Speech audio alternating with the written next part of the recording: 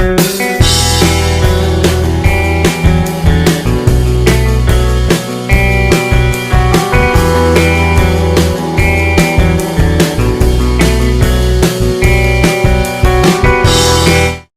there, and welcome back to Fun with Flags and History. I'm your host Frank, and today I have a very special video planned for you guys, because as you can tell, I'm not necessarily in my normal work environment. This is because I pre-recorded this video prior to this video dropping, far before then. So the reason why this video is pre-recorded is because I am not going to be available to record anything for the next couple of days. And this is because I'm celebrating my 21st birthday. And yes, even I have days off. It happens. But I guess to not only celebrate my 21st birthday, but to also kind of give back to my subscribers, the few that I have, of course, which, by the way, thank you for subscribing. I do greatly appreciate that. I decided to release a video that I think would be really cool for you guys. It's not my normal kind of history video, but it does have some history with it, and I do think it's really cool. Because not only did it happen on my birthday 30 years ago today, as of recording this video, but it happened in my hometown of Chicago, which makes it even more cool, given the history of Chicago and also the connections it has in this sense, and you'll see why. So what I have for you guys today is a video of a hockey game that happened September 7th, 1991, same year that the Soviet Union collapsed and dissolved. Prior to that, of course, and it's a hockey game between the United States and the Soviet Union. I believe it was for the Canadian Cup, but I could be wrong, because obviously I am not a hockey fan, because it's not really my forte. But now that I've given you some context as to what this footage is, as to what I'm presenting here, I figured without much me talking, I guess I'll present the footage. But of course, if you appreciate my channel, I guess if you want to do something for my birthday, be sure to give me a like if you appreciate this video, if you like it. Comment your thoughts down below, what you like to see in this channel. Obviously, I read your comments all the time, so I gladly appreciate you guys commenting and giving your opinions and thoughts on things. I would also, if you want to really support the channel the best way, you can click the subscribe button, because that is the best way to support my channel, and because I do this completely for free. I don't make money off of this, I don't run ads, don't do anything. I do this purely out of my own free time. So clicking the subscribe button and clicking the notification bell so you be the first to know when my content drops will be the greatest way to support my channel. But anyways, without further ado, here is the September 7th, 1991 hockey game between the United States and the Soviet Union. This is Frank with Fun with Flags and History, prematurely signing off. Enjoy yourselves and have a good one. The 1991 Labatt Canada Cup is brought to you by Labatt's Blues. Now you're laughing. Tonight from Chicago Stadium, Team USA beats the Soviet Union. Historically, the United States has never had a great deal of success against the Soviets in Canada Cup play. 4 times they've met, 4 times the Soviets have won. That may change tonight. The U.S. is on a bit of a roll. Plus, the big factor, the Chicago Stadium ice surface, not as big as the Soviets are used to wheeling and dealing on it. No, I don't think any of the European teams are used to this yet, Jigs. But, you know, they're still the Soviets. They still do all of the fundamentals very well. They can't handle the puck, shoot it, pass it. But the United States is on a high. They are on a roll, and they've played some pretty good hockey. Soviets won their last game. So did the United States, as Ed alluded to. The other night in Detroit, a 4-2 victory over Czechoslovakia. Pat LaFontaine got it all started. He did early in the hockey game exactly what the United States needed. Get the jitters out, and they kept pouring it on. In essence, after the second goal, it looked as though the United States had to play only as well as they had to win. And this beautiful play by Mike Modano to Joel Otto all but sewed it up. But it was the final goal by Modano, and Team Czechoslovakia looked very disorganized. And they really did. 4-2 your final score as the U.S. wins in Detroit. This afternoon, Finland defeated Sweden by a score of 3-1, and there are the up-to-the-moment standings. Canada playing tonight, tied with Finland at 5 points. USA with 4, then the Soviets, the Czechs, and the Swedes, all with 2. Interesting that Finland has scored only 7 goals in 4 games, but there they are with that record of 2-1-1. And Sweden, the defending world champs, drops to 1-3-0 And later this evening, of course, Canada and Czechoslovakia playing in a game at Montreal. So it's all set up here at Chicago Stadium. The U.S. trying to clinch a berth in the semifinal round as they get set to face the Soviets. This is the 1991 Labatt Canada Cup. Here is Chicago Stadium public address announcer Harvey Wittenberg.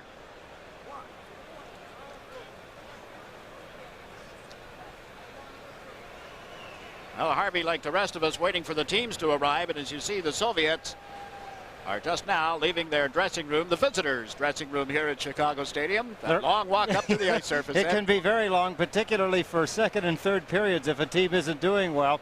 There's probably 30 to 40 stairs that they have to climb from the point you see them there, flat on the floor, up to the ice surface. But it's the same at both ends of the ice. Team USA will have the same climb at their end. The Soviets are the home team for this game tonight. I mentioned a moment ago that Canada leads Czechoslovakia 2-0. A goal by Al McGuinness, and we're going to look at that. Canada currently leading the tournament. Actually, they're tied now with 5 points apiece, taking an early lead. Al McGuinness, a Calgary Flames sharpshooter, making it 2-0 after Gretzky, as we had showed you, had made it 1-0. And we're back now at Chicago Stadium, where Brett Hull's dad played in the National Hockey League, starred here for so many years, as his jersey retired and hanging from the rafters. He's only one of the several local heroes that the fans have come out to support tonight. You think back to the All-Star game played here in January. This place was rocking. What a show of support for our troops overseas. And tonight, the Star-Spangled Banners are draped over the various balconies in preparation for this game between the USA and the Soviet Union. Something special about these teams playing. Talk to the players about it, and they try to keep it down to a lower key. But you know that underneath it all, this is the team that the United States wants to beat. Bob Johnson, recuperating at Mercy Hospital in Pittsburgh, the coach of Team USA, the coach of the Pittsburgh Penguins. His only advice to the U.S. squad going into tonight's game, keep it simple. Move it up, dump it in. Don't try to make the fancy plays at the blue line. Just keep it simple, up and in. And Tim Taylor, who has taken over for Bob Johnson, there he's talking with Jay Leach. I don't know if the Soviets were prepared for that horn or not. Do you know that I actually played a hockey game against Tim Taylor? That doesn't surprise me at all. I thought you'd played against everybody. Well, just about. But Tim Taylor was playing for Harvard. And the Boston Bruins, back in those days, practiced at Watson Arena. And he remembers the game. He said it was so cold in there that day that everybody playing for the Bruins was wearing a hockey sock on their head, better known in Canada as a toque. And I would imagine that Victor Tikhonov knows what toques are all about. The expression will seldom change, if ever, during the course of the game. He's 61 years of age now. You know that he's got enough gold to start his own mint. He's been around international hockey and with the Soviet national team since 1976. It was 76 when they brought an experimental team over to participate in the Canada Cup. He's never held the Canada Cup in great high regard, but it's changed a little. Now here's Harvey Wittenberg. Cup game between Team USA and the Team Soviet Union. As is the custom in international hockey, the captains of each team will come forward to center ice and exchange gifts.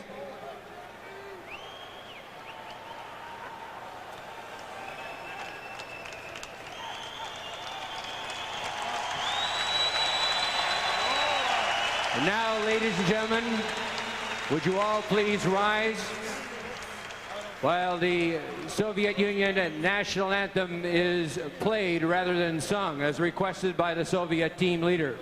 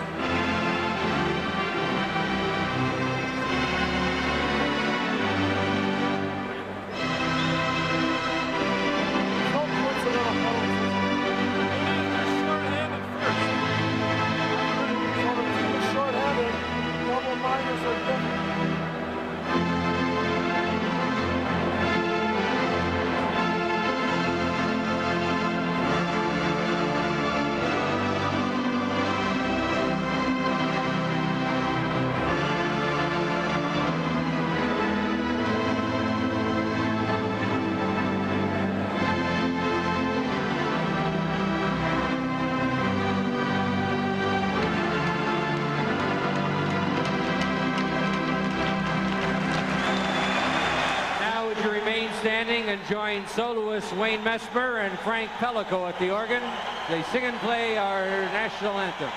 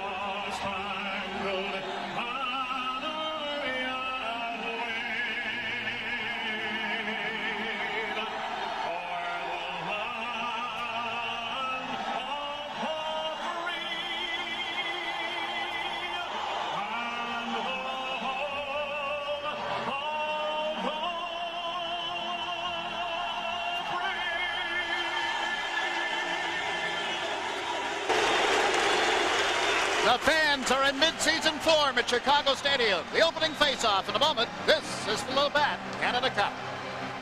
Back to Chicago Stadium as we get ready for the opening face-off here. Tonight's game will be refereed by Don Koharski, who's worked about 8 games in Canada Cup play. Mark Vines and Ray Scapanello, all National Hockey League officials, all from Canada, to handle this action. In goal, the 2 goaltenders for the game. Richter on your left, Stalenkov on your right. Stalenkov, while he has not played every game, he's played in just about every part of each one of the games. And at Montreal, the goals are coming rapidly. Team Canada has a 4-0 lead over Czechoslovakia. As here, Roenick on the face-off. U.S. in the white uniforms, forced to their own line, and Alcacetona dumps one in. Took a hit from Tony Granato, and over on the far side of the ice, Kozlov plays one rink wide, but Granato is there to clear it out, and the Soviets take over at center ice. Tokarov trying the left side. Oh, hard hit. Kravchuk taken to the board solidly, and the puck out of play. Kravchuk is a Chicago Blackhawk draft choice, and Don Koharski surveys the opportunity, but no call, no penalty. Tremendous hit, though. United States trying to set the tempo. Now Koharski is heading over to the USA bench to have a word with Tim Taylor, the coach. Whatever it is, Tim Taylor is nodding in agreement. I would have to think, Jigs, it has something to do with that heavy hit. But if it was that bad, why wasn't there a penalty? Tim's in total agreement by looks of things. Nodded several times. It's set out a line of LaFontaine with Christian on the left side and Doug Brown on the right side. Brown did not practice this morning, or did Kevin Miller for that matter. Team USA and the Soviets both worked out here at Chicago Stadium. Soviets have cleared the zone. Eric Weinrich has given it to Dave Christian. Christian plays it in around Malahoff. Soviets trying to come up around the boards. It's off Lomakin stick to LaFontaine, and the shot is deflected wide. Malahoff with it again. Vladimir Malahoff, a draft choice of the New York Islanders, with a long pass through center ice. The Soviets get to it now. One thing they'll do more this season than you've ever seen before was right there, dump the puck in. But they're offside in this play. There is no score. Early action. This is the 1991 Labatt Canada Cup. One of the reasons I suppose they may be dumping in a little more, Jigs, they do not have the KLM line. Krutov, Larionov, and Makarov, who carried that team, the Soviet team, through the 80s. Yeah, there are a lot of familiar names missing from the Soviet lineup. Team USA with its third line out on the ice. We've played just a minute now of the opening period as Joel Otto is centering for Olchuk and Mullen, and the Soviets are offside at the U.S. blue line. Kovalenko on the right wing side is offside. Something else that you do not see a lot of, Soviet offsides. Joel Otto, a fourth goal in the game against the Czechs in Detroit on Thursday. Every member of this Soviet line has been drafted by an NHL team. Butziev in center ice, Kovalenko on one wing, and Gordiuk on the other. Kevin Hatcher pinching in on the right wing boards. Centering pass intended for Otto is broken up. And moving it out of the zone is Gazarov. Gordiuk over in the far wing, taken to the boards by Hatcher. There is no score between the USA and the Soviet Union. Butziev here on the right side fires one, deflected off his skate. Off the skate of goaltender Mike Richter. Shot down the ice. Went off the skate of Jim Johnson before, Jigs, and Richter was not ready. And off the inside of his right skate, and his feet were open. Zara hanging up the right side and out towards center ice. Soviets, Korolev with a shot that was wide of the net. Got their fourth line out there now. Team USA with Chelios and Suter on defense. Brett Hull with Craig Jenney and Kevin Miller, the forward line. This is Chris Chelios, now with the Chicago Blackhawks. Gets one in, it's off his stick, right back to Suter, put it in front. And the Soviets are quick to move it up the ice. Galchenyuk, stick handling across the line. Alexander shot just wide, and here's Chelios. Now intended for Brett Hull. Heiderhoff unable to make the play. Leads the Team USA squad 4-on-3. The play broken up at the blue line. Now the puck dumped in and the USA gets back onside. Stalnikov leaves it back of the net. Tatarinov, formerly with the Washington Caps, now a member of the Quebec Nordiques, gets to center. They do get the puck into the zone, but that's all. And down the left side with a long pass comes Roenick. Jeremy Roenick, nice move on Kravchuk. Centers it in front. The drive, they score! Madonna!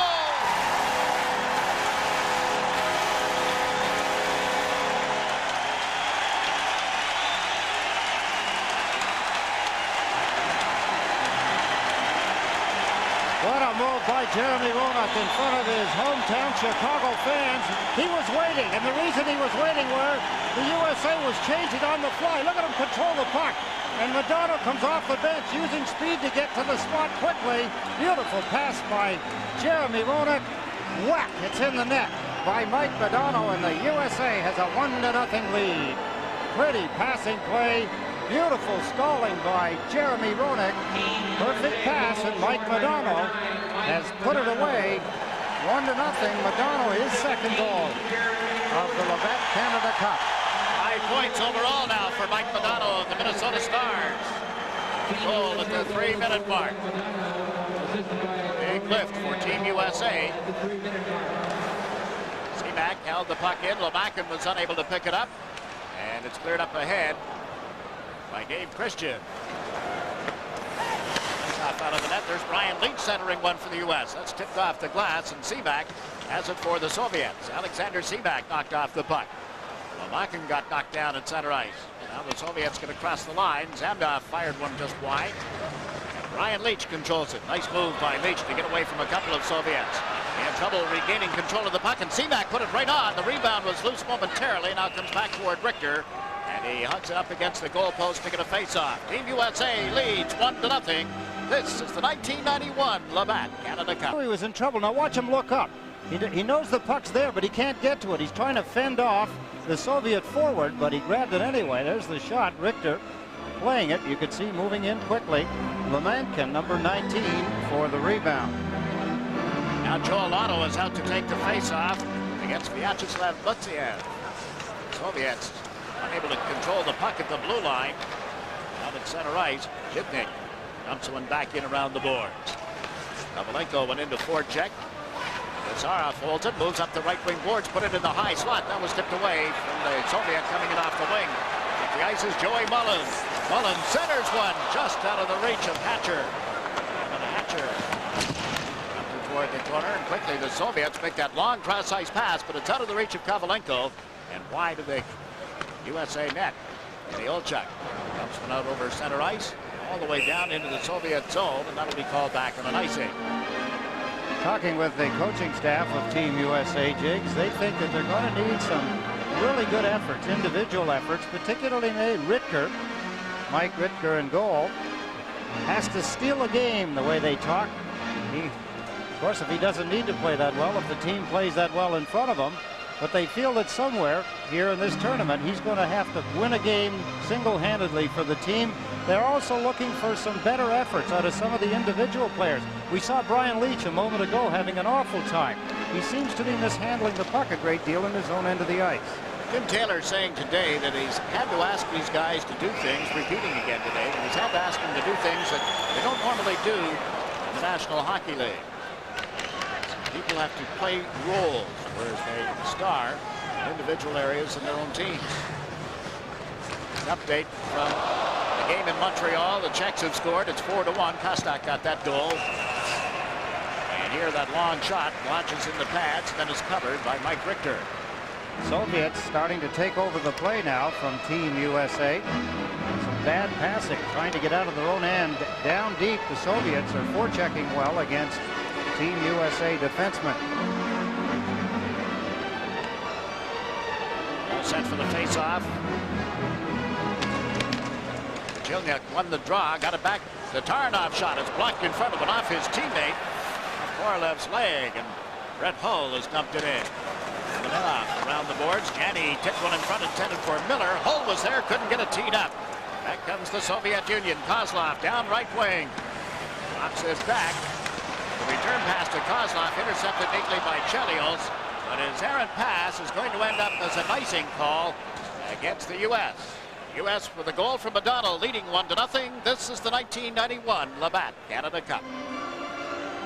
Union moves in to take the face-off here. Controlled by Team USA. Mike Madonna, nice pass right to Roenick, up to Tony Granato, and it was just out of his reach. Granato, Illinois native. And Roenick back in the net. He gets rubbed out. Madonna comes in to join the play, but the Soviets had the puck momentarily. Then Fedorov got checked. This move by Kravchuk, and a late penalty call in effect here. A slashing penalty indicated by referee Don Koharski.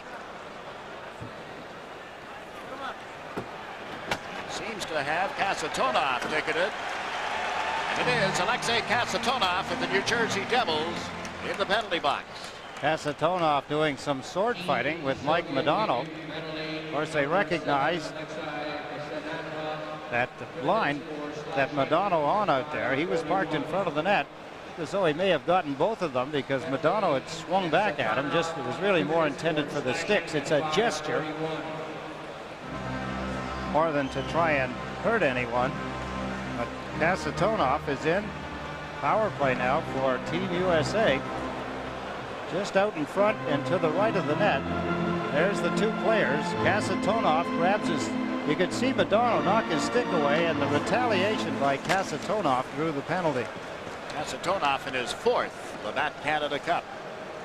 And in the penalty box here, the USA with a 31.3% efficiency rating on their power play, 5 goals on 16 opportunities. A little miscommunication as Chelios and Madonna collided. You saw Chelios go to one knee. Now the pass to Hull is into his skates, and the Soviets pick it off. They set up Zemdov, and he can't get a shot away.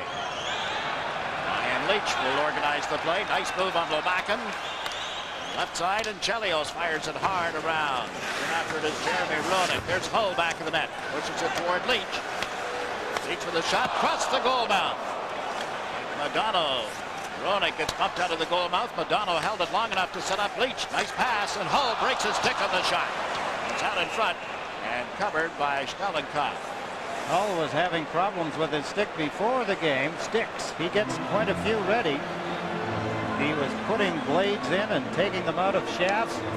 He's had problems with his skates too, Jigs. His first shift out on the ice, he fell down twice. Kept looking back at his skates as if he had stepped on something, stripped an edge. Didn't realize it until he got out on the ice. Brett, we told you in the game at Pittsburgh last week, reported that he hadn't skated. Had not skated all summer. First day on the ice was the first day of Team USA's training camp back in mid-August. Janney in the middle. LaFontaine has gone to the left side. Olchuk to the right. LaFontaine guided the puck towards Suter. Pat LaFontaine of the New York Islanders. LaFontaine rips one just wide of the net. Rebound toward Eddie Olchuk. Back to Pat LaFontaine. In a little deeper. Takes it around to the far side for Brian Leach of the New York Rangers. Here's Olchuk with a shot. Glove save. It may have been going wide, but Stalenkov grabbed it and held on. Good movement by USA power play. Good play that time by Leach. Picking the puck up off the boards, getting it to his teammate there. One good move as he passed it across. There's the shot up a little high. Stalenkov got a look at it. Got a piece of it. 46 seconds remaining in the power play for Team USA. Soviets have given up only one power play goal 13 times that the opponents have had the man advantage. Lutziev, after winning the draw, has cleared it out. Pavlenko up to forecheck. Kevin Hatcher held it long enough to move it to Gary Suter. Suter being chased back into his own zone. Good forechecking job again by Lutziev.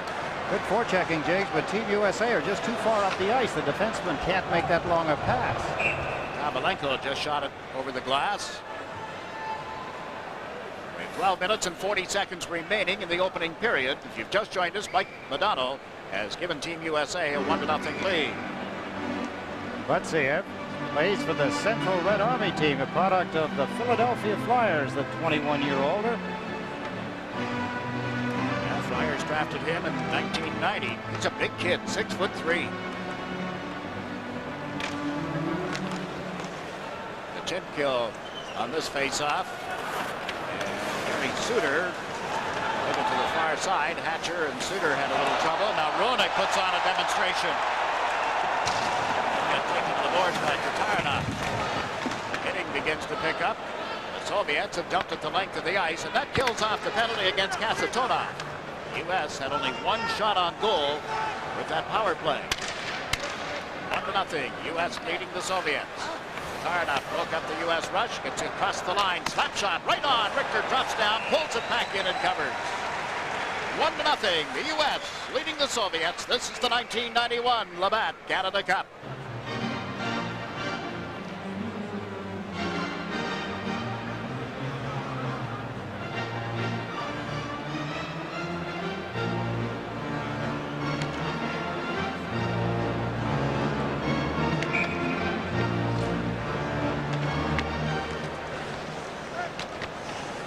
From the draw here, Team USA had a little trouble controlling the puck. Sergei Fedorov, runner-up to Ed Belfour in the Rookie of the Year voting. Fedorov with one season in the NHL playing at Detroit. It's checked here. Up ice comes Brett Hull. Played it around the boards. Hull is out with Janney and Miller. Evan Miller got checked. Greg Janney turns to get away from Fedorov. Plays it in a little deeper. There's Miller. He gets rubbed out on the end boards, and Fedorov has it.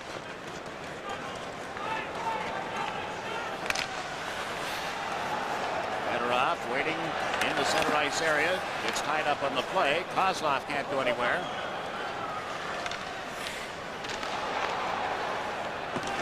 And we welcome our audience across Canada on CTV. Jigs McDonald with Ed Westfall here at Chicago Stadium. Mike Modano has given the Team USA side a 1-0 lead. It's goal at the 3-minute mark. But the Soviets have dominated play since then. Haven't been able to solve Mike Richter. Over the line they come. Emnoff up the middle. Checked as he went to shoot it. Weinrich got a chunk of him, and Richter covers the puck. Probably the best scoring opportunity for the Soviets so far. Semak got in close on the rebound. Take a look, some of the stick handling here as the Soviets get between the defense.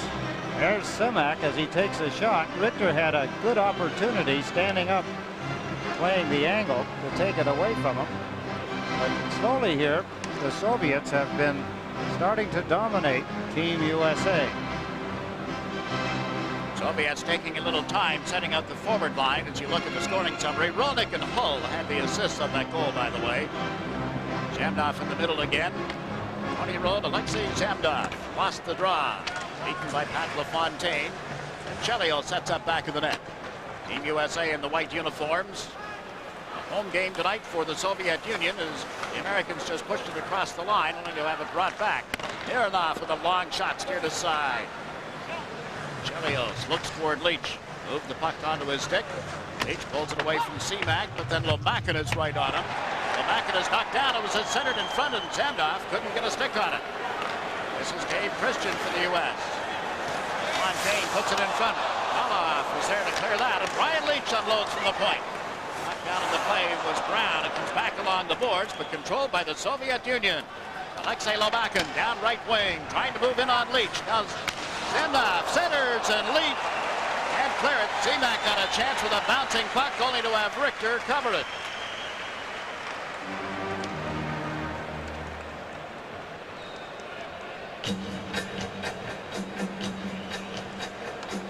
Another good scoring opportunity. Brian Leach trying to fend off two Soviet players as they dart in, and again Semnak, that puck bouncing and rolling. Richter wants to hang on. Chelios telling Semek, 25-year-old product of the New Jersey Devils, get away from the front of the net. They hope someday that he'll be in a Devils uniform. Only about 3 or 4 players on the Soviet team tonight that have never been drafted by National Hockey League teams.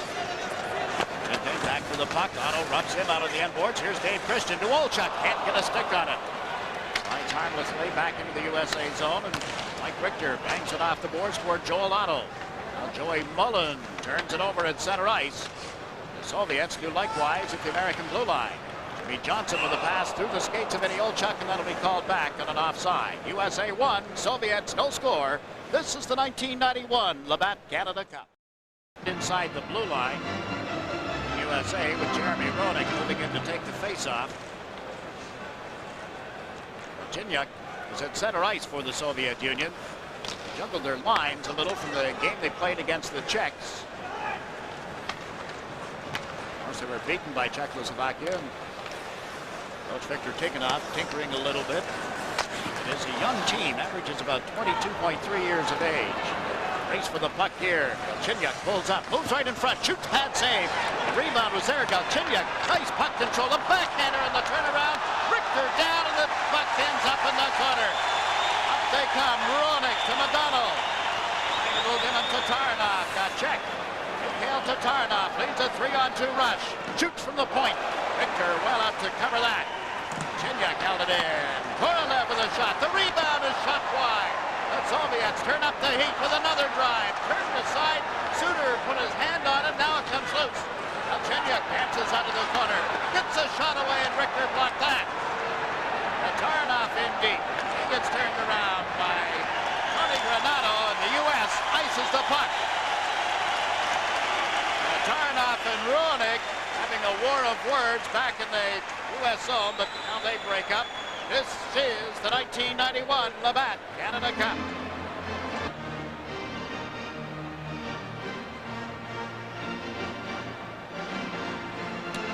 Since the penalty to Kasatonov, the Soviets have outshot Team USA 7-0.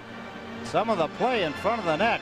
Some pretty good scoring opportunities. There's one there. What a blast from close in. Galchenyuk had 2 good chances, wearing number 16 for the Soviet Union. Fedorov is at center ice on this forward line. Kozlov is on one side.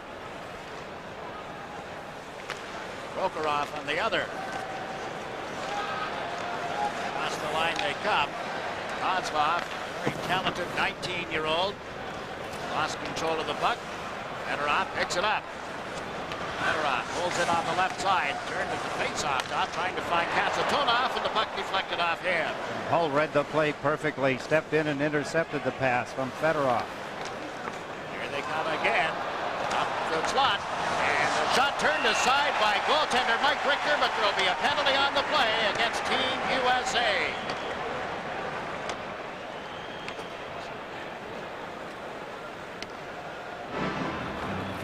Soviets coming back in again. There's the play. Richter gets a piece of it, kicks it away. A tripping penalty to Team USA. This is the 1991 Labatt Canada Cup. Ryan Leach in the penalty box sets up the first Soviet power play of the game. Their power play the 3 previous games in this Canada Cup round robin, 3 of 19. All 3 of the power play goals in their victory over Finland. The way they've been playing here lately, Jigs, the Soviets looked as though they were at a man advantage. They got the draw. Malahoff couldn't hold it at the blue line, and Dave Christian shoots it into the Soviet end of the ice. Makin, Seamak, and Zamdov, the forwards. Another draft pick. Malahoff on defense. Now Seamak over on left wing. Pulls up, centers the shot off Richter and up into the seats. USA, one of the luxuries they've had so far is their penalty killing. Well, when we talked about earlier, like Richter now getting much busier, Team USA net. Doug Brown has a bit of a virus. He hadn't been feeling that well, didn't practice this morning, but he said he felt good enough to play.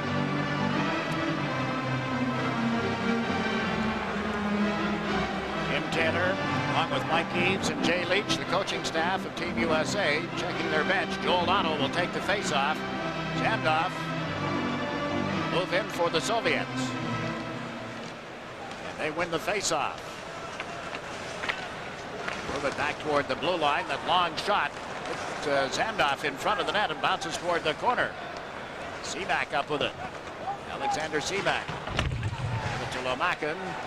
Makin is knocked off balance. Seaback right on it. Lost it on the boards.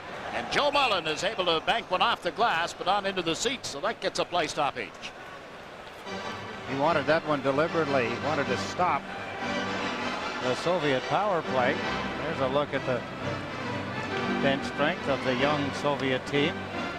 Well, it's quite a commentary on this team and the way things have changed. The fact that they would take Fedorov, more or less embrace him after he'd apologized for leaving the team prior to the Goodwill games a year ago.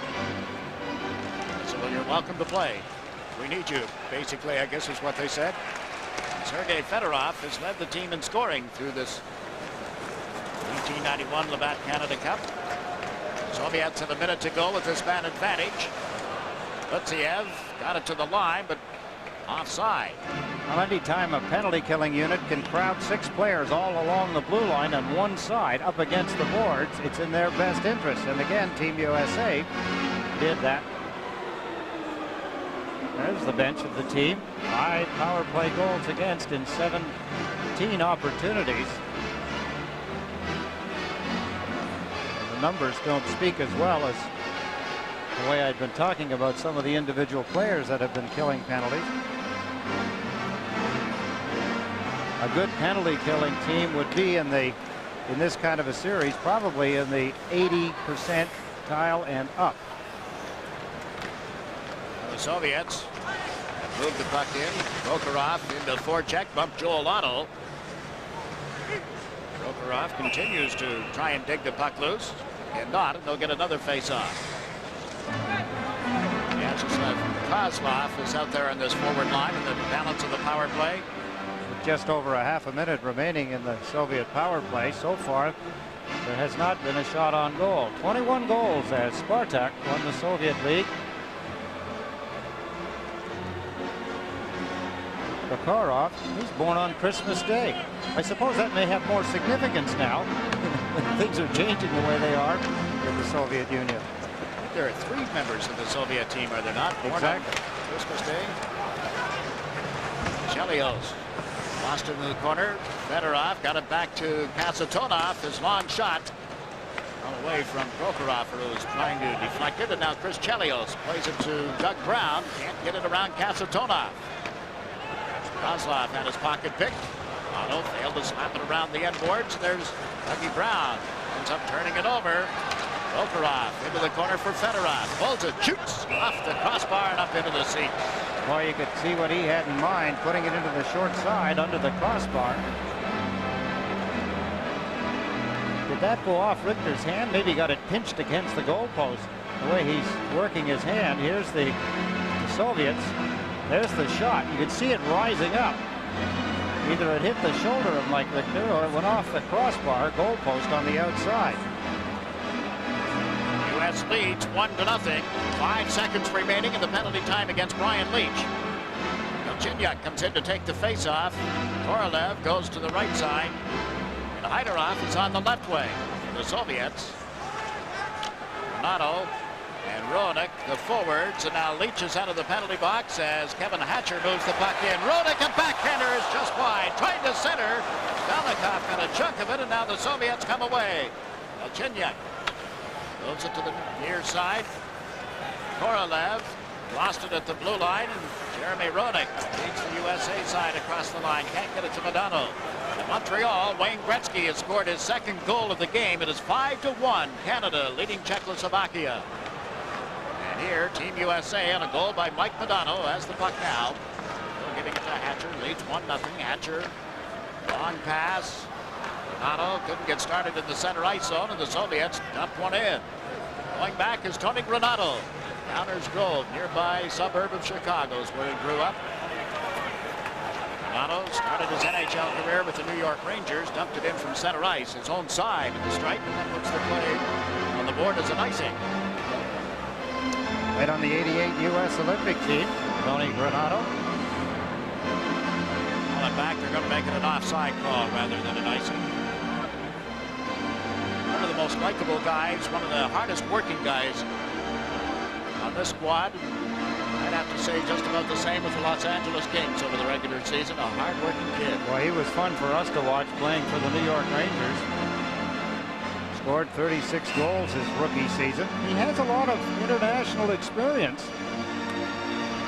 27-year-older. He played in the '85, the '86, and the '87. He played on the U.S. national teams. Now Chris Chelios holds the puck for Team USA. Chelios plays it through Lomakin at center ice, but it's intercepted and brought back. Zamda fakes once into the high slot. Nice pass. Seamack shot. Hand save, and Richter covers.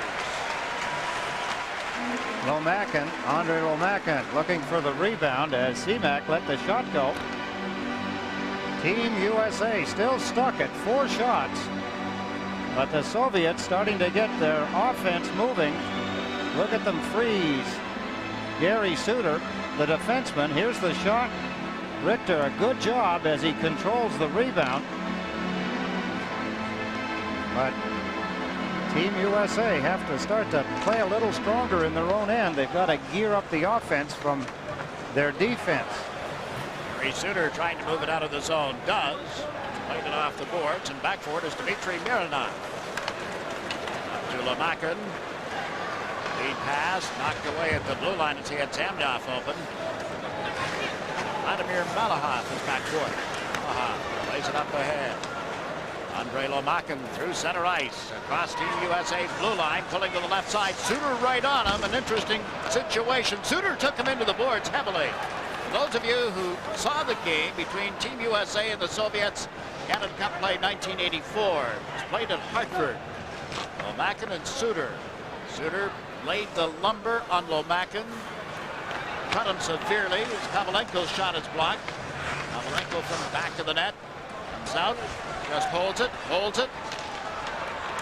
back to that play in Hartford, Suter was suspended for 4 games in the National Hockey League and 6 games in international play as a result of his stick swinging that opened up Lomakin for several stitches. Here tonight, they said, "How do you do?" again as Suter rode him into the boards and gave him a little facial. There's Gary Suter. Won the Calder Trophy, named the NHL All-Rookie Team. That happening back in 1986. Suter told me in defense tonight of that play back in 1984, the back Canada Cup play, that Lomakin had come at him with the stick. He said, "He speared me." He said, "I had a gash along the side of my neck, and it was reaction. I didn't mean to hit him in the face. I can slap him across the arms." The Soviets across the line. Budziev dropped it back toward the blue line. Vidyuk got it in front. There's a delayed penalty call coming. A tripping call as Janney went in pursuit of the puck. He went to the deck. And referee Don Koharski making the 3rd penalty call of the game, the 2nd against the Soviets. The signal is for tripping. Tripping in the offensive zone in front of the net. Richter again makes the save, then takes the rebound, kicks it away. There's the trip on the Team USA defenseman. So one way to get the pressure relieved is go to the power play, but it's a big mistake by Kovalenko. He's a product of the Quebec Nordiques, the 21-year-older, taking a tripping penalty in the offensive zone. Kovalenko for tripping. Here's Roenick. Didn't get around Kravchuk. And Fedorov clears the zone. Back goes Brian Leach. The U.S. power play has Madonna, Hull, and Roenick together. Leach dumps it in from his own side of center ice. That's called back. That's an icing. Leach hasn't been the dominant factor, not only in this game, but through the series thus far, has he? We were talking about that, Jakes, and you know, in the game against the Czechs in Detroit on Thursday, for about maybe 1 or 2 shifts, it looks as though he was breaking out of whatever the shell he's in. I don't think it's physical because he seems to be skating and at times handling the puck the way we've seen him play over the years with the Rangers. But then he seemed to slide back into the kind of regular play that we're not used to seeing Brian Leach play. He can play so much better than he has. Roenick just beat Galchenyuk in the faceoff. Leach handles the puck now. Right side. Chelios gave it back to him. Leach moves it around to the far side of the ice. That's Madonna tipping it to Chelios across to Leach. Leach centered one across, and that goes out of play. Reaching in was Filiminov. And the puck ends up in the seats with 2 minutes and 18 seconds left in the opening period.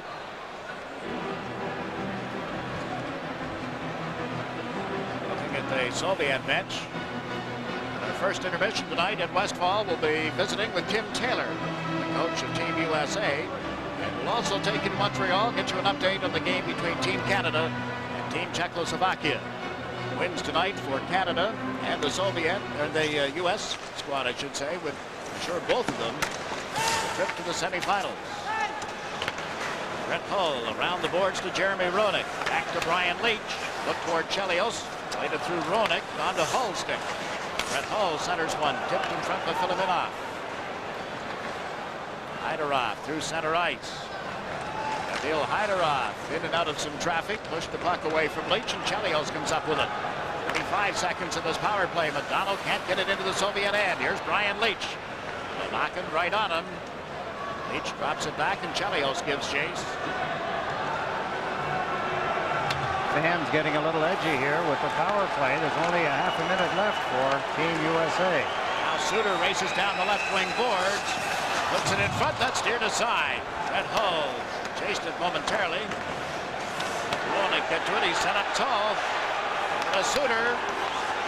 Roenick to Hull. He was dragged down. No penalty call. Chelios with a shot. Glove save, and Stelnikov will hold on to it. Roenick appeals. Chelios had a word for the referee that skated away.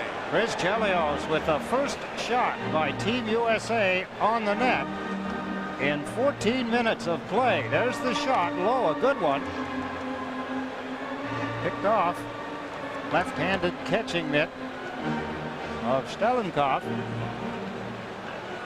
Of course, Chris Chelios receiving a familiar round of applause and a lot of cheering prior to the hockey game. Suter with a shot, got through in the goal mouth. Stelnikov lying on the ice, has the puck underneath him. What a scoring chance for Joey Mullen. He couldn't reach the rebound. Stelnikov was down, he had his back turned. Team USA's Gary Suter, there's the puck deflected. Look at him look around, he can't see it. Over on the far side to the right is Joey Mullen, but he couldn't reach the puck. The Soviets covering up quickly. 1 second left in the power play, so it's all but over. Team USA with 2 shots on goal during Kovalenko's penalty. Bono wins the draw. Mullen can't get to it. It's shot down the ice. And with Kovalenko already out of the penalty box, that will be an icing call. We're into the last minute of the opening period. 1-0, Team USA leading the Soviet Union. There's Tim Taylor, who will talk with Ed Westfall in our first intermission. I didn't get the opportunity to ask him if there was any drawbacks to playing at Harvard, graduating from Harvard, and then coaching at Yale. starting his 16th year coming up, because they are bitter rivals in all sports. Interesting band. We'll get to meet him on our first intermission. Joel Otto, after winning the draw, got it out in front. Kozlov is able to clear the zone. Prokhorov has dumped it in. Joey Mullen around the boards. Olchuk taken to the boards by Kasatonov. Kozlov lost it. Prokhorov centers it back at the blue line. Kravchuk with a shot. That skipped wide under deflection. Olchuk plays it up along the glass and on into the seats. Eddie O, local boy. He deliberately put that puck into the seats, but because he banked it off the glass, USA in '84 at Sarajevo, Olympics, '87 Canada Cup. Plus he was a teammate, Pat LaFontaine's, in that Team USA in Sarajevo. Their opening game that year was against Canada. Pat Flatley, Pat LaFontaine's teammate. They both joined the Islanders after that Olympic tournament. Now the face-off here. Team USA up with the puck. Is able to clear it out of the zone. Sergei Fedorov has given it to Alexei Kasatonov. On the line on the right side is Vyacheslav Kozlov, and he got taken to the boards and mugged a little by Jimmy Johnson. Joel Otto pushing at it. And Fedorov in quite a battle. Jimmy Johnson comes in, pays the price. Sticks come up.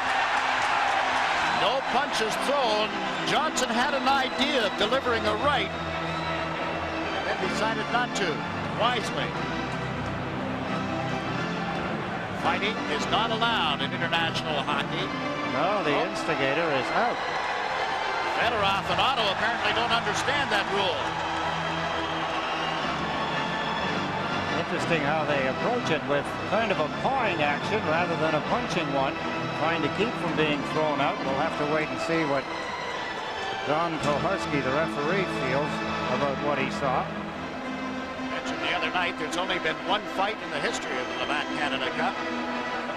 We're on the threshold of another. Joel Otto. He's down in the deck. Along with him is Fedorov. That's number 18. You could see coming in to help out, that was Kozlov, number 9. Then the jam up begins with everybody in the corner. There's Vyacheslav Kozlov, drafted by the Detroit Red Wings. He's 19 years of age. Reportedly, he'll attend the Red Wing training camp before going back to the Soviet Union. Boy, he's played in 2 World Junior Championships. He's eligible to play again this year as a junior. Don Koharski handing out the penalties.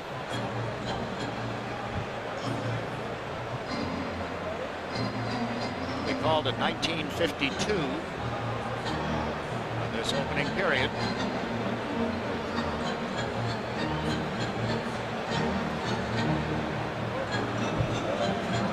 Eight seconds remaining. Koharski is motioning to the clock. Of course, we all have to get used to now an extra number after we get inside the 1 minute mark. It goes to the 10th of a second. Here's the announcement. Of the game presentations will take place immediately at the conclusion of tonight's game. Remember, Monday night, Team USA takes on Team Finland here. In reality, the penalties, I guess, are called at 1951.8. The tickets are still available at the stadium box office and all Ticketmaster locations. Fedorov and Kozlov are going to the Soviet dressing room. A couple of the American players have already left.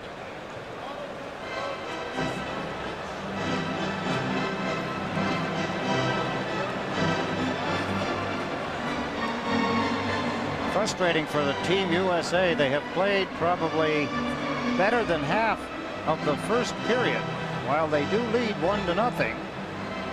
Talked about how Mike Richter, somewhere along the way, they expected he was going to have to play such a game that he was stealing one for the team.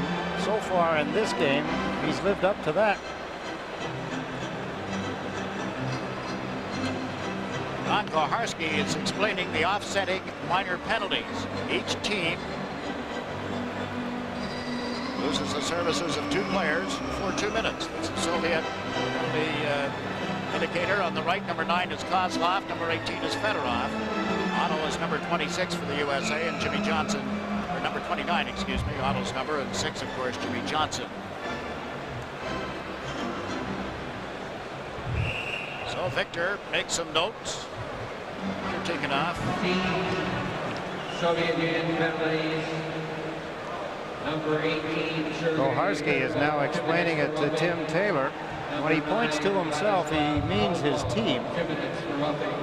You mean we or us? Koharski was nodding yes. Number 6, Jim Johnson.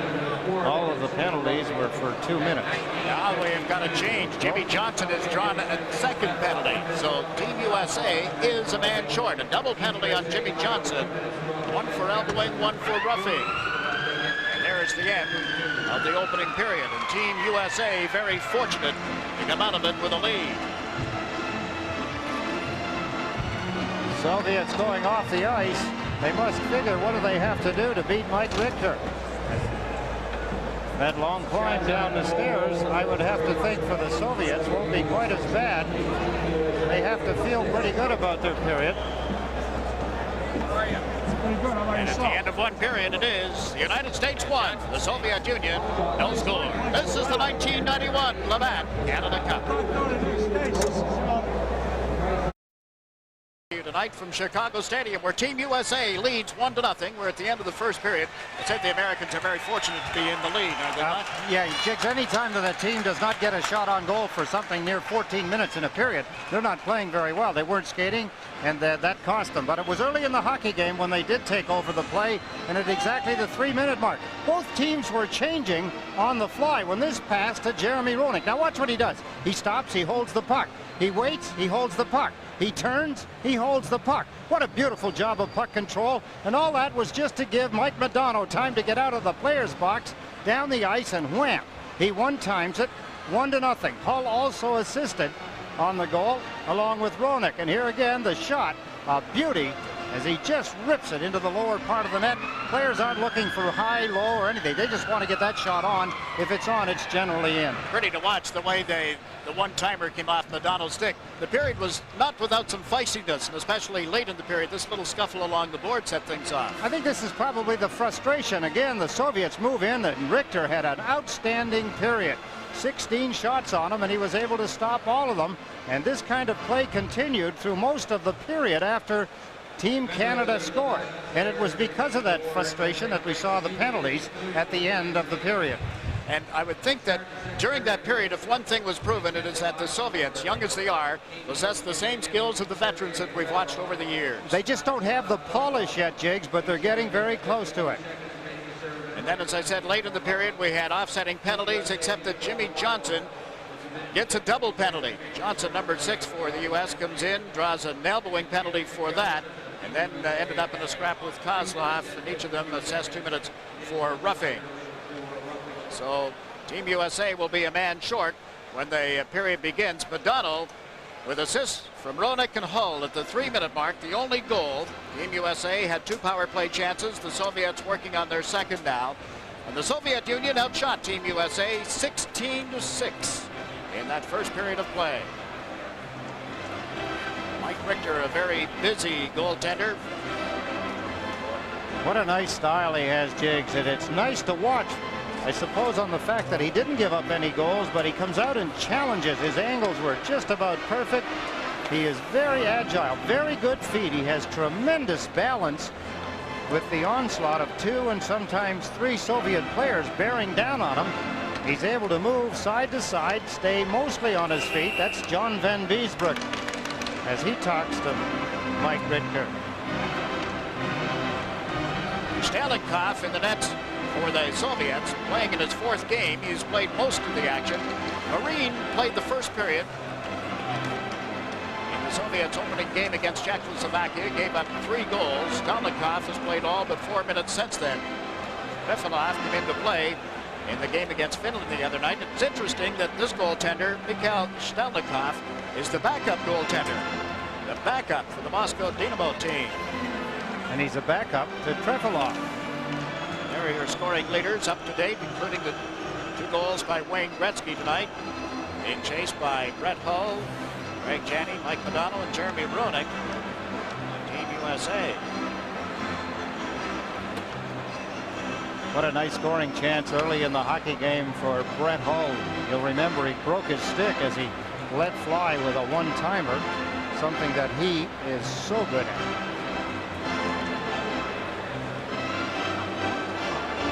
Now we get set for the face-off at center ice. Samdov will take the draw for the Soviets against Jeremy Roenick. The U.S. Chelios and Suter on defense. Mironov and Melahoff on the points for the Soviet Union. Chelios starts from back of the net. Lots of ice here. 3 aside. Samdov up down on the boards. Chelios controls it. There's Chelios. Takes his options. Plays it off toward Gary Suter. Flips it up ahead. Roenick is hooked a little, but play is able to move right along. Samdov leads the rush. Samdov across the line. Low shot. Big rebound. Roenick there. It's able to control it. It's so easy to make a mistake with only 3 men on the ice and get yourself trapped. And of course, each team's trying to do that. That's just what happened there. Chelios ran into the goaltender. Soviets come away with the puck. This is Dmitry Mironov. Turns back into his own zone, allowing his teammates to make a change. Zaroff with it here. Zaroff at the Quebec Nordique. Played it to the right side. Dmitry Mironov. Mironov steps over the line. Unloads off the catching glove. Oh, did he get everything on that? He did, Jigs, and he's the second leading scoring defenseman in the Soviet League. And Team USA offside as they moved into the Soviet zone. A minute and a half into the second period. This is the 1991 Labatt Canada Cup. 26-year-old Dmitry Mironov, product of the, or I said owned by his rights owned by the Toronto Maple Leafs. That was shot. That was on target. What a job by Mike Richter. That came from outside or just inside, I suppose, with his forward motion of the blue line. And Mironov selected in this year's entry draft of the Maple Leafs. 8th round. Seems funny to have him just now. He's 26 years old. Mike Bloomer. Zaroff up this line. Left off the puck by Big Kevin Hatcher of the Washington Capitals. There's Brian Leach going cross ice to Granado. Got bumped and knocked down. The Soviets right on top of the puck. Lutziev cuts in front. Tests Richter, and he's equal to it. Lutziev. What a good move. He uses his size and his balance. He used his left leg and left arm to protect the puck. Here, Brian Leach. He gets a step on him. Look at his left leg as he guards the puck. Leach can't get to the puck, can't get to the big body, and Richter gets to the puck. Good stop by Richter again as the Soviets mount 3 shots here in the early part of the second period. 1 second remaining in the penalties to Otto, Kozlov, and Fedorov. And Jimmy Johnson will sit for another 2 minutes. And the Soviets about to go to the power play. See Kozlov and Fedorov ready to step out. Otto checking. Chelios turns on Prokhorov, won the draw. And Joey Mullen backhands it up into the center ice zone. The Soviets with their second power play opportunity of this game. Team USA leads 1-0. Killing it off is Mullen and Otto. Mullen got bumped well away from the play and sent spinning. Kasatonov back for it. He and Tatarnov are on the points for the Soviet Union. Alexei Kasatonov, the New Jersey Devils. Sergei Fedorov. Fedorov bumped solidly by Weinrich. Prokhorov moved it toward the corner. Kozlov at the blue line. Tatarnov gives it right back. Kozlov sets up to Tatarnov. He didn't want it. Here's Kozlov at the top of the circle. Centering pass. Found its way to Kasatonov. To Tatarnov. To Kasatonov. Fakes once. Feeds to Tatarnov. And Kasatonov. Long shot through a bunch of legs in front. And cleared back to the net by Joey Mullen. Hard hit delivered by Chelios. And Richter down to make a low ice save off Fedorov's stick. He's made a lot of good saves in this hockey game, Jigs, and that's the best one he's made so far. What a good right pad save. The Soviets, they paid the price behind the net. Chelios, wham! What a shot. Here's the quick tuck around. What a stop by Mike Richter. What great reactions by the goaltender, excuse me. 25-year-old Mike Richter with a right pad save, keeping the game in the hands of Team USA. Power play continuing for the Soviets. 58 seconds remaining. Chris Chelios. We'll get a chance to talk to Chris at the end of the second period. See that Chelios sitting there at the bench has gone to the new aluminum stick. That's the Sherwood aluminum stick as opposed to the Easton that people like Gretzky and Hull and Suter and so many others use. See that more and more becoming a factor in the hands of more players in the NHL. Golano on the faceoff, beaten on the draw by Fedorov. Prokhorov, Kasatonov, Prokhorov. Placed in a little deeper. Fedorov after it. To Kozlov to Fedorov. To the blue line, Alexei Kasatonov. Cross-ice pass to Taranov. Unloads, blocked by Richter, and there's absolutely no rebound to be found. He's not going to give a rebound off on that shot unless it was deflected. He cups his stick. As he goes down, you could see his stick. The top of the goal stick on the ice tips forward. That traps. Watch it pull back. There, he just traps it with his left pad as insurance. And he gets the left hand on it. Defenseman clearing away the forwards of the Soviet team.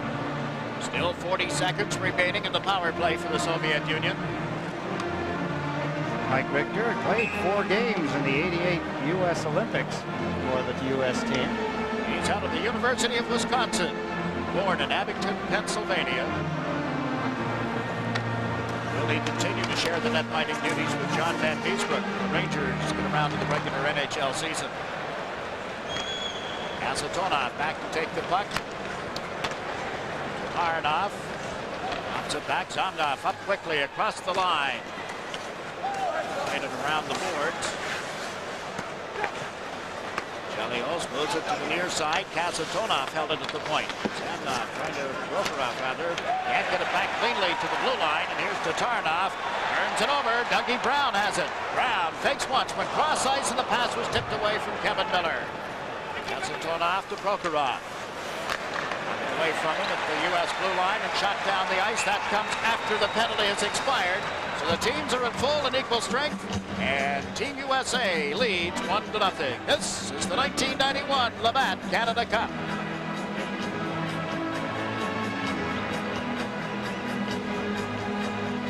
Team USA making a late change.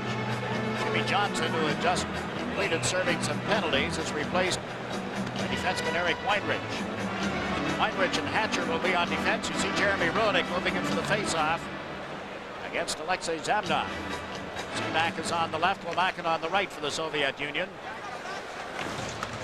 Team USA, it's Mike McDonald, Tony Granato, and Jeremy Roenick. Here's Eric Weinrich, number 38, around to Kevin Hatcher. Hatcher raising up the right wing boards into the center ice zone. Taranov turned it towards Seaback, who steps over the line with Zamnov. Can't get the pass onto Zamnov's stick. Soviets up outside the line again. Once more, they're forced back. They're dumping it in. Lomakin gets to it. He's bumped by Roenick. Roenick all over Lomakin as he plays it around the end boards to Eric Weinrich. Hit by Madonna to Tony Granato. Through center ice, across the line. Taranov turned around, and Zamnov came back to clear it for the Soviets. Ryan Leach out on a player change has dumped it in. Played 5 minutes of the second period. Still a 1-0 lead for Team USA. Mackin across the line. Chased in deep by Hatcher. Put the lumber on him. The puck goes loose. Leach after it. Hatcher had his stick pulled back. Then he got thumped. Zamnov knocked him down heavily. Madonna with a feed to Roenick, and it dribbled off his stick and well wide. Goaltender Kalinkoff rather. Giveaway. Quick shot just wide. What an opportunity for Eddie Olczyk. Olczyk taken to the boards by Zamnov. The hitting more prominent now. The Soviets come away with a bouncing puck. Had trouble handling it. Seaback got it to the U.S. line where it was knocked down. Johnson feeds LaFontaine. And LaFontaine trying to go around Zhitnik is taken down, and Zhitnik will go to the penalty box. Play call. The USA with the puck. Johnson shot blocked in front. The Soviets can't get to it. The drive blocked, and now as Gusarov controls the puck. Play called, and Team USA goes to the power play. From Chicago, this is the 1991 Labatt Canada Cup. Some hustle by Pat LaFontaine. He gets dragged down by Alexei Zitnik. Team USA go to the power play. Anytime in the 3+ games I've seen them play, the U.S. team, Jigs, whenever they hit, they seem to be more into the hockey game. They seem to play better. Now they have the power play for the 3rd time tonight. Ivanov flips it high in the air and wide of the U.S. net. Ryan Leach and Chris Chelios on the points. Janney, LaFontaine up front, along with Miller at the forward line. Here's Craig Janney. Leach sets it up. Miller to the side of the net. LaFontaine flipped it right across the goal mouth. And USA sets up again. Ryan Leach toward the corner for Craig Janney. Janney at the top of the circle to the point for Chelios. Goes to Leach side of the ice and gave him the puck. Ryan Leach. LaFontaine tries to set something up from the corner. Chelios front-timed it toward Janney. Back to Chelios. Fires and the drive is wide of the net. LaFontaine out in front. There's Leach with a shot. Stelenkov down to smother the loose puck. A lot of second and third efforts by Team USA. Zletkov handles the rebound. He's big. He's got long arms, and he used them there with LaFontaine bearing down. Good puck angling here by Team USA. There's the screen set up. Save LaFontaine. And with time, that shot, the rebound, Zletkov has the puck. LaFontaine was looking for it, trying to jar it loose. Now Suter has it poked away. Up quickly, Fedorov, the stick knocked out of his hands. Good cover by Suter, and he rubs Fedorov into the boards heavily. Mike Modano turns and starts out for Team USA. Roenick and Hull with them as they cross the line. Modano, neat pass. Roenick shot is turned aside by Stelenkov. And the Soviets once more clear it out of the zone. Interesting to have Fedorov killing the penalty, Jigs, and what a good move by the USA defenseman Suter to squeeze him into the boards. Here comes Mike Modano leading this run. Puck slipped away from him, and Kravchuk got knocked down heavily. Loose puck in the far corners. Handoff leads Brent Hull up against the boards. Put the stick into him as well. Katsatonov. Kravchuk gave it back, and Katsatonov ripped that just wide of the net. The Soviets, with 15 seconds remaining in the penalty against Zitnik, play it back toward Katsatonov. He'll shoot it down the ice. That should all but kill off the penalty. Zitnik on his skates. Donald comes out of the penalty box to be met by Zitnik's. Nice move, 2 of them. One on Zitnik, the other on Mironov, and the puck is deflected toward far corner. Roenick, the Hull, trying to get it to the blue line. It was broken up. Jimmy Johnson draws a crowd, pins it in front of the Soviet bench, and gets a play stoppage. This is the 1991 Labatt Canada Cup. Team USA skating so much better, getting some opportunities, whether it be by power play or not, but they have to give Mike Richter a little bit of a break. He's been under siege for most of this hockey game. Soviets out shooting the USA 6-3 through the first 8.5 minutes of the second period. Again, the puck pinned on the boards, and a Soviet player that's been hurt. Kovlenko, I believe that is, down on the ice. It looked like an innocent collision along the boards. I thought it appeared as though his feet got tied up in the boards and he may have twisted something. He's reaching up around his head area. There he is along the boards. Did he get a stick? Went down, reached for his head. Dave Christian got a chunk of him. Dave Christian with not much ice time. He has a bit of a Charlie horse, I believe. He's got a sore leg. Pavlenko now wearing uniform number 25. He had worn number 27 earlier in this tournament. Dmitry Kristich has returned to the Washington Capitals in time to get set at their training camp. Pavlenko right away into Kristich's uniform number. 1-0. Team USA leading. Nearing the midway point of the second period, we have an icing call against the Soviets. What do you think of that icing call as we get a look at Gary Suter heading up through the center ice area? The number he did on Fedorov on that partial breakaway in the center ice area. It's a smart move, Jigs, because you're already a man advantage, and if a player gets down that far away from his net behind your own and you have a chance legally to kind of pin him in there, you can always hold him for a few extra seconds. And with someone like Fedorov, he's so quick and so good at skating, you want to hold him for a little bit longer. Suter out of the University of Wisconsin, born in that state. Long shot there, tipped just wide of the Soviet net. Down the left side they come. Heineroff across the line. Nice check by Chelios. LaFontaine moves it up the boards. Too far for Olchuk. Soviets trying to penetrate once more at the blue line. Korolev got checked. Here is Suter. Suter bounces one toward the net. Soviets quick to clear it out, only to have Chelios hammer it right back in again. Olchuk got the play back onside. Quick shot just wide. Low to the right side of the net. Now they center again. It's knocked away. Olchuk plays it off the side of the goal. And Tatarnov for the Soviets failed to clear it out. Suter tried to center. Here's Tatarnov. There's 3 Soviets moving up. Virginia to Korolev. He turned it over toward Joey Mullen. And the Americans are able to move out of the zone. Here's LaFontaine. Cross ice to Olchuk, and it's deflected off his stick. Drops it back into his own zone. Dmitry Filimonov up there now. Korolev, who got his bell rung in a warm-up game in Hamilton against Team Canada. He was hit by big Mark Tenorti. Korolev went right off the ice to the dressing room, didn't return for the balance of that game. He has played regularly throughout the Labatt Canada Cup. Midway through the second period. Weinrich. Soviets right on him. Greg Janney comes up with the puck. Drops it back into his own zone. Suter trying to move it out now. Does. Got it to Janney. Team USA trying to get the play back on side at the Soviet blue line. The Americans lead 1-0. Diggs McDonald with Ed Westfall here at Chicago Stadium as we welcome our CTV audience. Fedorov moving in, looking for a loose puck.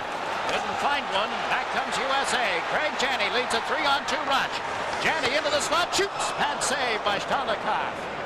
The Soviets in the dark red uniforms have just shot it down the ice. The automatic icing call is made. A reaction move by the goaltender, Mikhail Stalnikov. Janney set up a beautiful screen.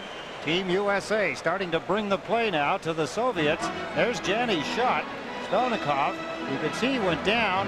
He was guessing. He guessed right. The Soviets have outshot Team USA by a margin of 2-1, 22-11. Richter blocked 16 shots in the first period, another 6 here in the second. Stalnikov, Jigs, he played in the Super Series with Moscow Dynamo. Beat Philadelphia 4-1, and he beat Pittsburgh 4-3. Interesting, isn't it, that he's the backup goaltender in that team in the regular season. Now the Soviets break out of the zone. 2-on-2 through center ice. Seaback is across the line. The pass to Lomakin got in a little deep. Chased behind the net. And away with it comes Mike Modano. He is the only goal of the game. Michigan native Modano plays for the Minnesota Stars to Granado. The pass was behind Jeremy Roenick. Here's Seaback, and Lomakin had been taken off his skates in the center ice area. Jimmy Johnson back. The pass to Kevin Hatcher. Back to Johnson. Johnson has put it in the Soviet zone. Loose puck. Renato knocked down as he tried to fish it loose. The Soviets beat him to it. Team USA is back. Johnson with a pass through the middle. Off Roenick, and that'll be called back on an offside pass. 8.5 minutes to play in the second period. This is the 1991 Labatt Canada Cup.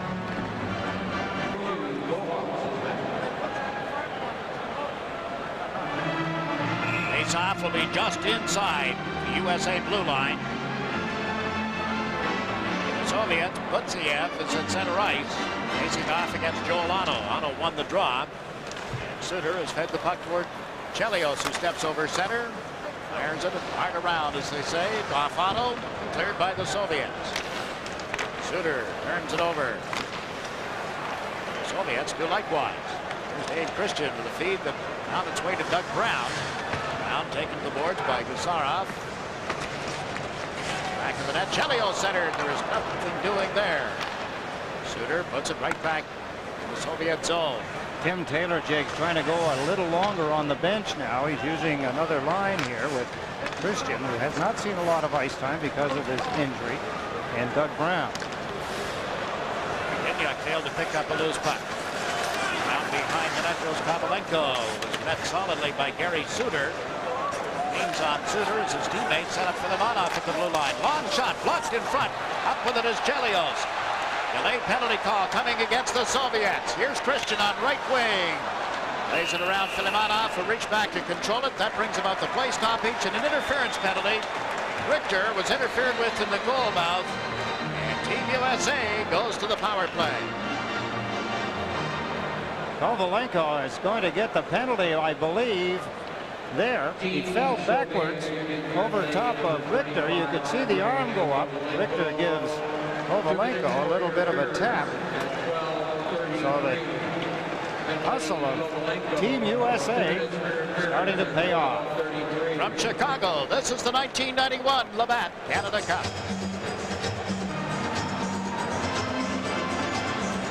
Back-to-back penalties to the Soviet team. There is Andrei Kovalenko. I think as though he got shoved at first, landed on the goaltender. I think something happened just prior to him falling over top of Mike Richter. Fourth power play of the game for Team USA. Janney got it from Hatcher, gave it back. Hatcher has banked it around the boards. Leach in off the left point to LaFontaine. Couldn't hold it as he went back to the goal. It rolls up along the top of the boards, then drops into the skates of Kravchuk. Dug loose. Janney to Hatcher. Back to Greg Janney of the Boston Bruins. Janney faked once. Connecticut native holds it. Holds it. Janney trying to spread things out. Cross ice pass is picked off by Fedorov. Prokhorov. Sergei Fedorov, and then back to Kasatonov. Team USA sets up again. Hatcher with the move on Fedorov. Nice move, wasn't it? Beautiful. Serge Savard. There's LaFontaine. Checked by Fedorov. Hatcher at the point, holds it, then plays it around the boards. Fedorov is there. Team USA gets to a loose puck. At LaFontaine to Craig Janney. Janney, LaFontaine, Kasatonov stood him up straight, and here's Olchuk. Miller, excuse me. Miller to Janney. To Hatcher. Couldn't get the shot off, and Leach gets checked. Prokhorov with a break is taken down at center ice. Referee Don Koharski calls the penalty. Prokhorov would like to have a penalty shot, and Koharski stops in his tracks. He's asking for it, Jigs, but Koharski is shaking his head. He was actually shaking his head when he made the call, but clearly a good breakaway attempt taken away from the Soviet player, Vitaly Prokhorov. Here, he's in behind both defensemen. He's gone here. He's across the red line. Gets hooked from behind. Hatcher with a hooking penalty. 13 minutes, 50 seconds into the second period. Team USA has led since the 3-minute mark of the opening period. That's when McDonald scored his second goal of the Labatt Canada Cup 91 with assists to Roenick and Hull. USA a date with Finland here at the Chicago Stadium on Monday night. The Soviets go to Quebec City to face Canada. Sweden and Czechoslovakia play Monday as well.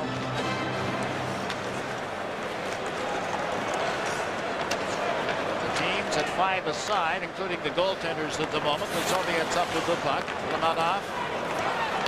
Inyuk across the line to Tatarynov. Tatarynov takes once into the better shooting position, then flipped it high and wide. They bring it to the side of the net. The crowd there. The puck is covered and held for a faceoff. Chris Chelios logging as much ice time for the Team USA as Mike Richter. Boy, he's out there all the time. Very little bench time. Look at this for a move. Boy, dropped the shoulder. Jimmy Johnson goes down. He scrambled back. He actually forced the Soviet player to make a move with it. Here's the crowd around the side of the net. Chelios down, helping Mike Richter stop the play. Face-off will be to Richter's left. He gets a little refreshment as Otto waits for Seaback to move in for the face-off. Over 100 million people expected to be watching this game in the Soviet Union. It's the middle of the night, well, early Sunday, really. Out of a population of 288 million. Soviet Union, they expect 100 million to be watching this game. Chelios from back of the net. Left side to Brian Leach. Up to Otto to Leach across the blue line. The puck knocked away from him and controlled by Lomakin. Andre Lomakin to the backhand, shoots just wide. Rana moves in. Otto took it away, lost it to Lomakin. Here's Seaback moving into the left wing corner. Chelios picked him up. The puck goes over the glass. 1 minute and 9 seconds left in the penalty to the Americans as Hatcher is in the box. Lenko is finished serving his time. Kevin Hatcher. Minute and 9 seconds. Chelios occasionally does get a rest. He's gone to the bench. Tim Taylor would probably love to have him back out there, but you can only get so many miles out of each one of the players. Mike Eaves, a headset on, standing next to Tim Taylor. Here's Eric Weinrich around the boards to Dave Christian, who's cleared the zone. Run off. Pass was out of the reach of Seaback. Weinrich knocks it toward the Soviet end of the ice. Ranoff up to Zhandov. He's across the line, fed it to the open wing. Weinrich steps in front of him. Christian has played it toward the corner. The Soviets can't tighten up at the blue line in time to hold the puck. Down got knocked off his pins, and the crowd yelling about that. 37 seconds left in this power play for the Soviets. Lomakin. Zhandov moving with him. Lomakin is across the line. The pass to Seaback. Seaback to Mironov. In center by Lomakin. And right on the goal line, the Soviets are saying the puck was in the net. They're banging their sticks against the glass, trying to get the attention of the goal judge. The off-ice officials are the people who regularly handle the Chicago Blackhawk home games. Generally, when players of the same team see one of them with his arms in the air, signaling that he thinks it's in, the rest of them follow suit. Whether or not it was in, it's hard to tell. There's the puck. It could have been. You could see Mike Richter move his hand as if he was batting it away. Seaback, with his hand in the air, was on that side. Gary Suter fired it away. Let's take a look. Will this angle reveal? There's the puck. It's rolling towards the goal line. The Soviets are with their hand in the air. Lomakin saying, yes, he thinks it's in. Take a look here now. Watch to the right. The skate up against there. There comes the puck. The skate stretching away. Is it lodged against? Couldn't tell. It has to completely clear the goal line. If you think ahead a little, the 1991-92 NHL regular season, there will be video replay to determine whether that puck was in the net or not. That wouldn't tell us anything. I was just thinking the same thing. Did that prove anything? Oh, we're going to be in for a fun season when it all begins in the NHL. We're having a lot of fun with Canada Cup 1991. Here's Joey Mullen as the teams are at full strength again. Roenick trying to move in on Kasatonov. Roenick tumbles to the boards, slams his stick on the ice. Thought there'd be a penalty called. None was made. None should have been made. Okonoff with it. He shoots in and out of the pads and now covered by Richter. 3 minutes, 41 seconds left in the second period. This is the 1991 Labatt Canada Cup.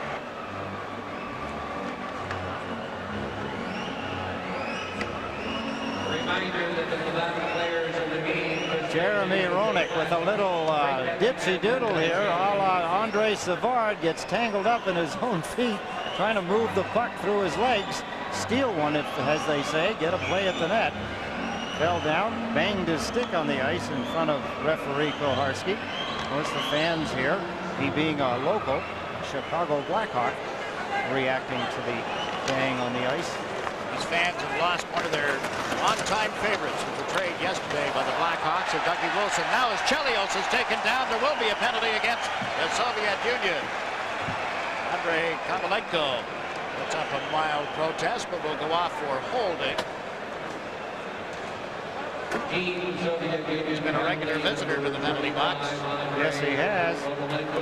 Here's the play. He reaches out. You can see him reach. He put his arms in the air to signal to the referee that I really didn't do it. I didn't mean it. And I don't think I should get a penalty. Koharski didn't agree. Yes, Doug Wilson traded off to the San Diego Sharks. San Jose, excuse me. There are a lot of San Jose jerseys, that beautiful teal color NHL jersey in attendance at this game tonight. I think in honor of Doug Wilson. Very popular guy for a long time here. The first player that Bob Wolford drafted. Took over as general manager of this team. 14-year veteran for the Chicago team. Now the U.S. has a power play for the 5th time in this game. And Roenick is out there along with Madonna and Brett Hull. Chelios pinching in on the boards. Got control of the puck. Get it around Gadindia. Got in front and is steered aside. Roenick sets up the man at the left point. Leach feeds Chelios. Back to Brian Leach of the New York Rangers. In a little deeper. Hull gave it back to him. Leach. Hull. This is Roenick. And he shot it off the goaltender Stalnikov.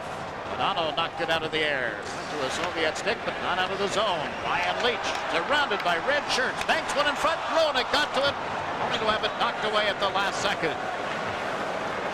Soviets change on the fly. Leach jumped quickly. Roenick stayed onside. Then his pass picked off. Held in by Chelios. He got it in front, only to have Gasarov clear it out of the zone. And Leach cross ice to Mike Modano off right wing. Hull in front. The pass to LaFontaine, and he's denied by Stalnikov. The backhand pass by Leach doesn't get through. Now it bangs around. LaFontaine scores!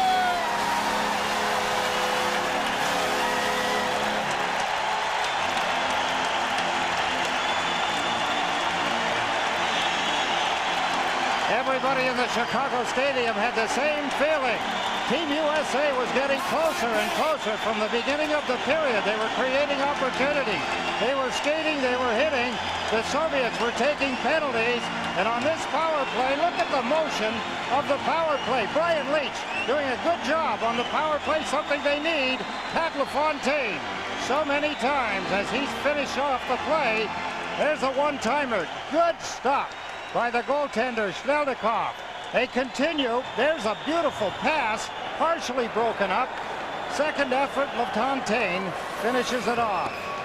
It may not be Lake Placid. It certainly is in 1980. That is a big goal for Team USA against the Soviets. There's Olchuk testing Stelnikov, who was down a little early, but was able to make the save. How quickly the U.S. come right back after them.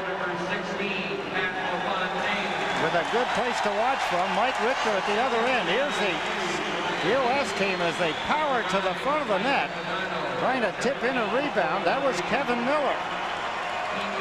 One of the few shifts that he's had in this hockey game. On the note, LaFontaine's second goal in as many games. He had to sit out the first two because of a hip flexor problem. Leach and Madonna assisted on that goal at 17:43 of the second period.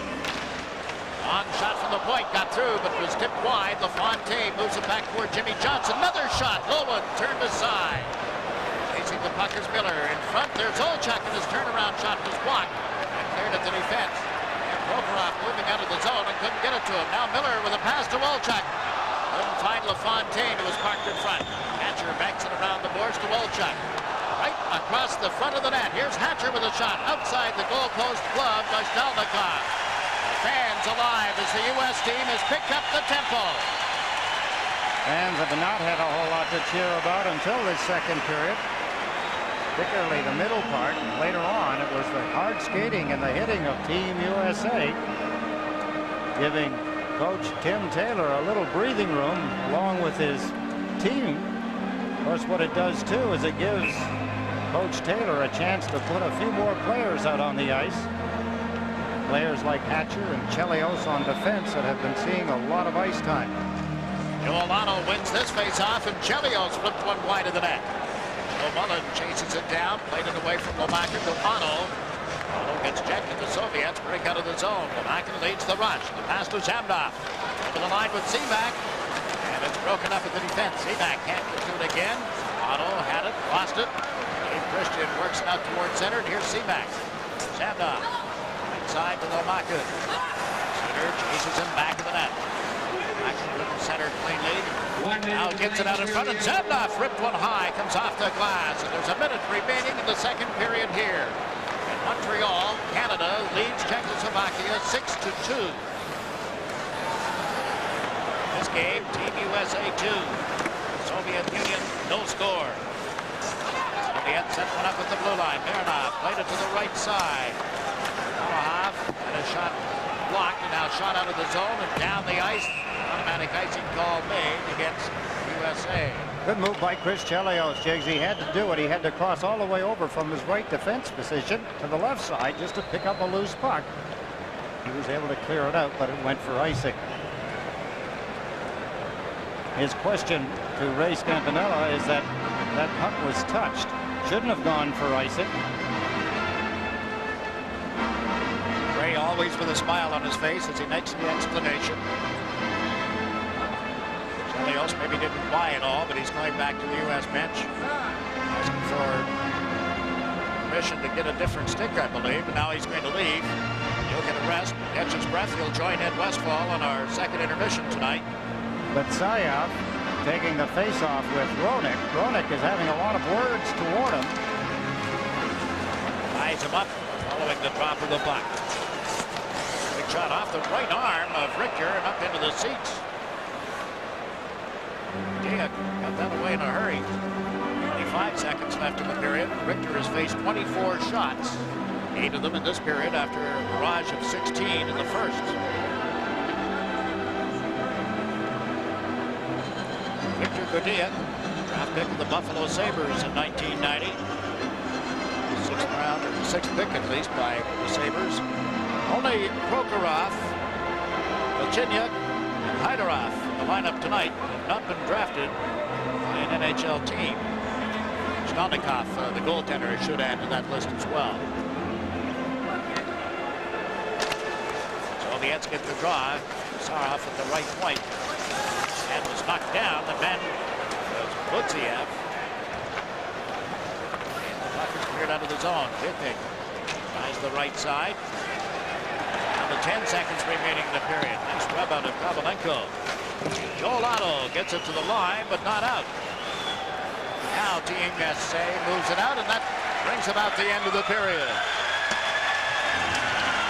Welcoming cheer by the crowd toward Team USA. They were in a lot of trouble. They bailed out. Richter held them in. The patience of the team paid off. They lead 2-0. Goal by Madonna in the first period. LaFontaine here in the second as the U.S. cashed in on a power play. Tim Taylor, I'm sure not totally satisfied, but as Ed said, his team played much better in that second period than they did in the first. So at the end of 2, it's the USA 2, the Soviets no score. This is the 1991 Labatt Canada Cup. The score is 2-0. Team USA over the Soviets. And we're lucky to have Chris Chelios. I didn't know whether or not you'd be able to talk, Chris. You've had as much ice time as Mike Richter and the 2 blue lines and the referee, but maybe you could give us a bit of a feeling on how the game is going for you and your team. I think we were fortunate to come out on top of the first period. Mike Richter kept us in there, and we really didn't even deserve to be in that period. In the second period, I think we picked it up a little bit, and that second goal gave us a little bit of momentum towards the end of the period. So hopefully we can come up with a strong period and hold the lead. Chris, it seems to me, watching the games that I've seen so far, that when the team starts to hit, when your U.S. team starts to hit, it seems to get everybody up into the game and playing at a little higher tempo. Yeah, I think so. I think what the Russians are trying to do is have a freewheeling game. They like to circle and pick up speed and then pick up the puck in the neutral zone. Fortunately, we're playing in Chicago. It has probably the smallest neutral zone in the league, and we're able to bottle it up and not give them full speed when they hit our blue line. So that's the key. We got to be aggressive, and that's the only way we'll be successful.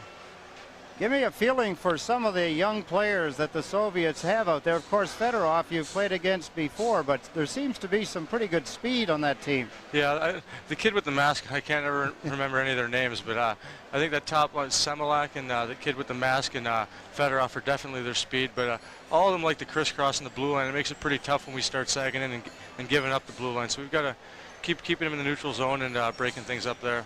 Is it fair for me to ask you, and you can decline obviously, but I would love to have you react a little bit to the situation with Doug Wilson that we've just had happen? For me, I think it's sad to lose a player. Doug's stature. He's a great person. He's been a great player for the Blackhawks, and I'll never understand the business part of the game. And you know, sometimes things just don't work out, and Mike Keenan and him didn't hit it off. And it's sad to see Doug go, but I wish him and his family the best. And hopefully, Chicago, we can remain on top like we were last year. I know it's been a busy time, but have you had a chance to talk to Doug? Yeah, I talked to him last night, and right before he took off for San Jose, and I think it's more of a relief for him. I don't think he wanted to go through another year of that. Like you said, he wasn't having fun, and you know, he's speaking for himself, and I think I speak for myself. I enjoyed coming here. It was a whole different thing for me. It was a change, and I just been traded, so I think I know what Dougie's going through after being traded. I think he just wants to get settled in there and have a new start and maybe help San Jose out. Just skipping back to this particular hockey game for a moment, Chris, it must be a nice feeling to play in front of the hometown fans, you and Jeremy Roenick, in such an important game for your team. Yeah, it's great. I think Jeremy is showing why you know, we do favor playing here. He'll tell you he's one of the best homers in the league, and he's out there. He made a great play to get us going to pass it over to Modano. And I wish I was 21 years old and had the same enthusiasm as him. Right now, I probably look like Mickey Mouse with a big nose here. But Chris, I appreciate your visit. Thanks, and good luck in the third period. Okay, thank you, Ed. Chris Chelios, our guest here at the end of the second period. It's 2-0 Team USA. You're watching the Labatt Canada Cup. Soviet Union over 2 periods, 1-0 at the end of the first period, 2-0 at the end of the second.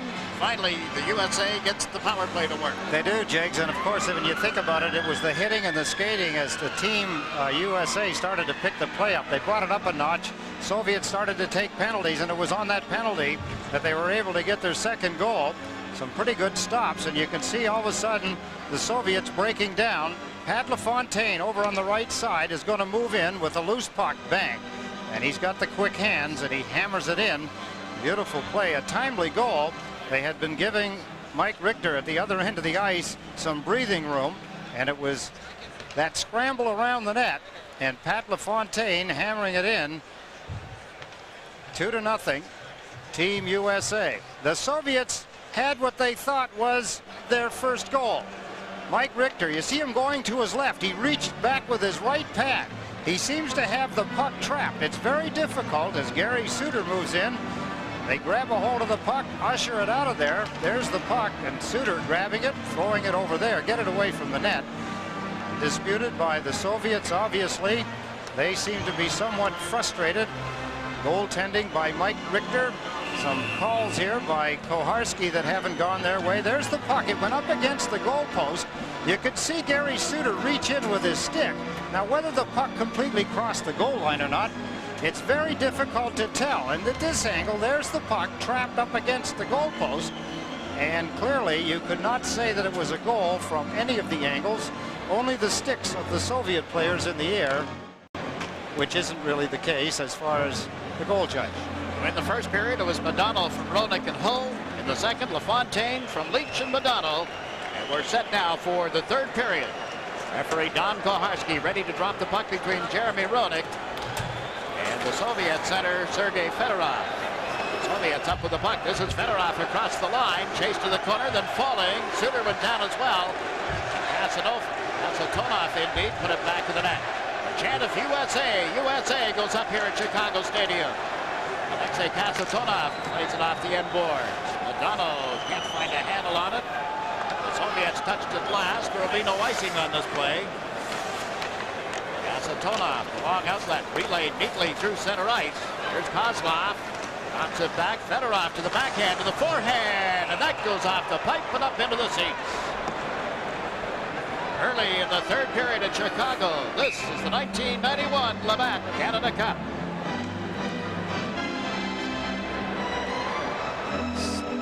Sergei Fedorov, the 21-year-old Detroit player who scored 31 times for the Red Wings last year. Look at the moves. He goes in, lifts it, but he not only lifted it over Mike Richter, over the net, it was over the glass. A souvenir. He's back on the bench, moving in to take this face-off is Zamdov. Alexei Zamdov won the draw. Malahoff, number 4, has played it around the boards. Mullen unable to move it out for Team USA. Quick shot, they score! Zemlov! A giveaway in the U.S. end of the ice, and the Soviets score 51 seconds into the third period.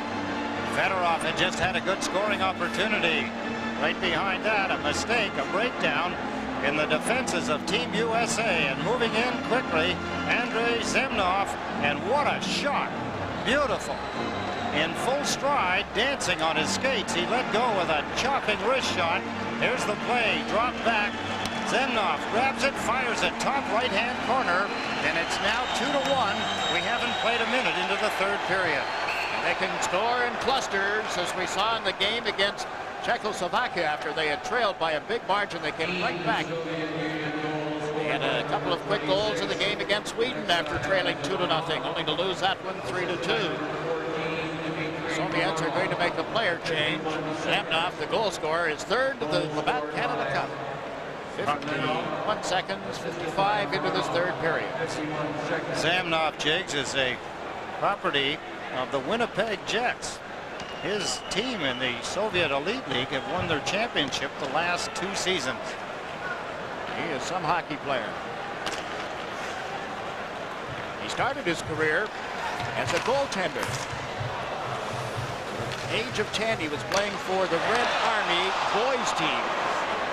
His dad said it was too much hockey. It was affecting his studies. School wasn't going well, so young Mr. Zemlov gave up hockey. 3 months later, he was back playing as a forward for the Moscow Dynamo boys team. It wasn't until last year that he attracted the attention of Viktor Tikhonov. Lots of moves here. Gusarov with a shot. Turned aside by Richter. The rebound. Gusarov got it on target. It's loose again. A scramble in front. The puck ends up in the corner. Gusarov on it immediately. Now Team USA fires it on target just to get some pressure off. Craig Willadin moves it out. He hasn't had much ice time tonight. He's gone to the bench here. The Soviets have iced the puck. They've got ourselves quite a hockey game. 2-1 USA. This is the 1991 Labatt Canada Cup.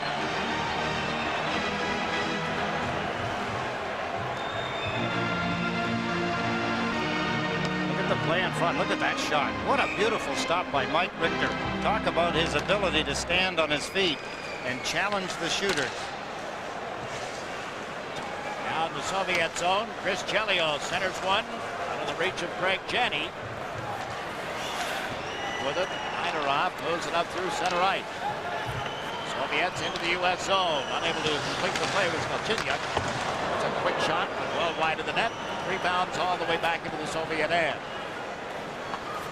Tarnov, Washington Capital draft, who's now been traded to Quebec. Can't get Heinerov over the center ice area. Here comes Chelios. He flips it down into the Soviet territory. Tarnov is there. Tarnov pulled back a little bit, moves it up through the center ice zone. Over the line with it is Heinerov. Centering pass, and Weinrich picks that off. Transition to Hull, then to Janney. Cross ice to Kevin Miller. Gets it to the forehand, but then is met by Tatarnov. But Hull lets it slip back in the net. Janney chases it. Grafcheck right on it. Grafcheck knocks the puck loose. Miller kicked it out in front. Here's Hull. He can't get it back on the stick. Leach from the blue line. A drive. Deflects up into the seats. Way up into the seats. Mikhail Stelenkov in goal for the Soviets. What a nice reaction. Watch as he's partially screened. He starts to drop down. There, the puck deflected way up above the press box. 26-year-old goaltender, Moscow Dynamo.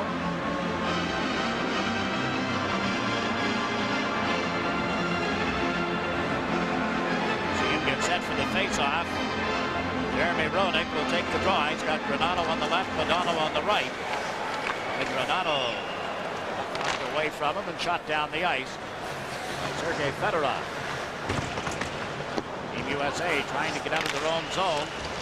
First pass didn't work, and Fedorov was off the right wing boards. Fedorov centers one. Kasatonov was there, couldn't control the pass. Kasatonov tries to center again. Weinrich stands him up. Teammates shove at one another. Teammates during the NHL season, that is. Kasatonov and Weinrich. Now Kasatonov, a long shot off the boards. Held in at the blue line. Kravchuk plays it back to the net. Granado got it from Weinrich. Off the boards, out to Leach. Leach is over the line. Moving on Kasatonov. His backhand shot. It's made high and wide. Madano puts it back in the net. Melnikov moves it toward the corner. Fedorov. Net on the play, but Kasatonov is there to Kozlov. Kozlov saw Jimmy Johnson moving in. Just guided the net side, the blue line.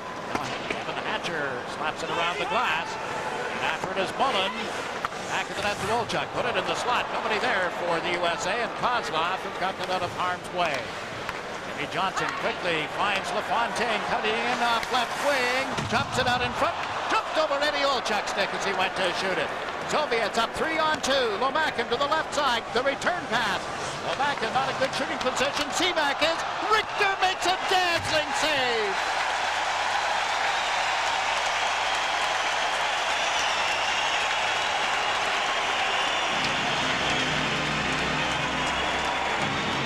Take a look, a 3-on-2 developed. The USA trying to get back into cover up. Look at this opportunity. Zemnov really upset. Not often do you see reaction from Soviet players, but more and more they're becoming North Americanized. He banged his stick on the backboard. And the second Team USA goal scored by Well, the Soviets denied, and it's just over at the Forum in Montreal. As you see the score, Canada defeating Czechoslovakia. Canada remains undefeated. 6-2 win tonight. They will play the Soviets in Quebec City on Monday evening, while Team USA will be right back here at Chicago Stadium, a date with Finland. We have 15 minutes and 18 seconds left in the third period here. This is the 1991 Labatt Canada Cup.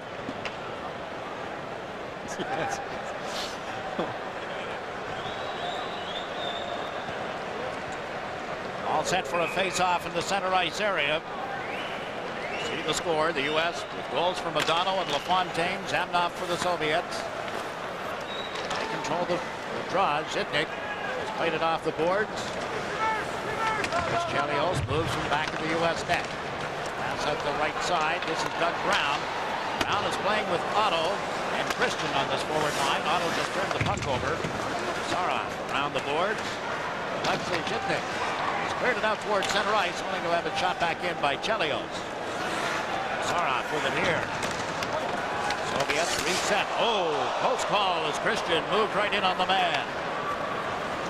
Soviets across the line. Kovalenko dropped it back. Backhand shot from the point. Oh, wide of the net. Chelios knocked it away from the forechecking of Kovalenko. Oh, pushing in front of the Soviet players. Able to hold the puck in. Suter a little high on Kovalenko. Chelios there as well. Let's see, feeds the blue line. Long shot deflected in front of Richter. It's underneath Suter.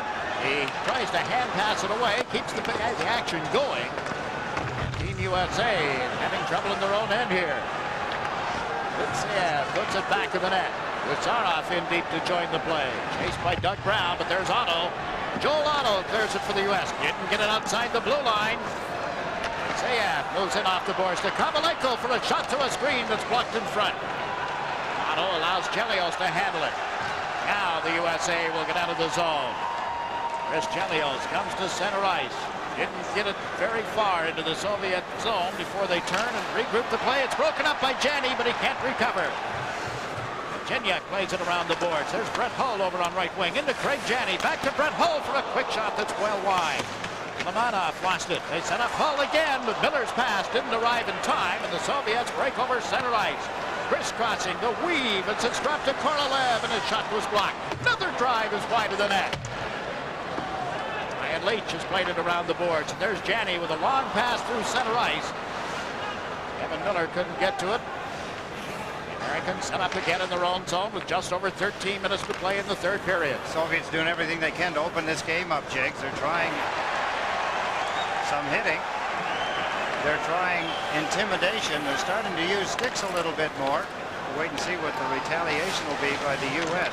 Here's Tataranoff, long shot off Richter, loose puck, covered by Richter, was taking away from Galchenyuk, who was right on the doorstep. Galchenyuk was silent in the second period. He led all Soviet shooters in the first period with 4 shots. Back out on the ice. He was a member of the '86 junior Soviet team, won the gold medal at Hamilton, Ontario, and Mike Richter, as he has been this whole game so far, outstanding, covering rebounds, clearing pucks around the net, making straight up saves for Team USA. Big face-off, won by Roenick. Jimmy Johnson, back of his own goal. Nice help from the form of Roenick as he took the man, and Johnson takes the puck, feeding it to Hatcher to Roenick. Roenick trying to get through traffic, got the shot off and just over the crossbar. Here's Badano to Roenick. Roenick has it knocked off his stick. Soviets get over the U.S. line. The puck out of the skates of Kevin Hatcher and now cleared by Roenick. And shot down the ice. Roenick takes exception to the way his teammate Granato had been handled in front of the players' bench. Meantime, Kozlov is over center ice. Okarov got checked at the blue line. Kovchuk held it in. Kozlov, oh, is he hammered by Olchuk. And Madano gets to him. The Soviets are taking the body. They're being punished as well. As Ed pointed out, there's a little more stick work going on. The puck shot well into the Soviet zone. Crowd yelling, Eddie, Eddie. Honor of Eddie Olchuk. He just got a jump of Kovchuk, knocking him off his skates. Now Seamak at center ice. Left it for Zamdon. Kasatonov. And at center, they feed it to right wing for Lomakin. He's tackled by Suter. USA is the chant. Here's Chelios. 11 and a half minutes to go in the third period. 1 goal separating the U.S. and the Soviets. Team USA on top. Soviets in the dark red uniforms have played it around the boards and down the ice. The automatic icing call is made. This is the 1991 Labatt Canada Cup.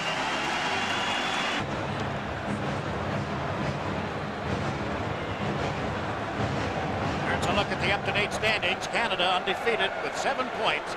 Finland is second. The USA can move ahead of Finland with a win here tonight. The Soviets could tie the USA if they come back to win this. And you see the Czechs and the Swedes, each with only 2 points. It's the 1991 Labatt Canada Cup. Ryan Leach from the point. Loaded, but just wide of the net. There's Weinrich putting it back in the goal. Team USA's captain, Joel Otto. Taken to the boards by Zamdov. Otto down on the deck. Now back on his skates. Omaha knocking the puck loose.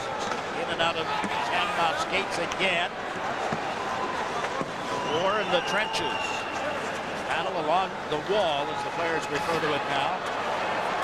And here is Mironov up the head. Zamdov to Mironov. One wide of the net. Leach has it for the U.S.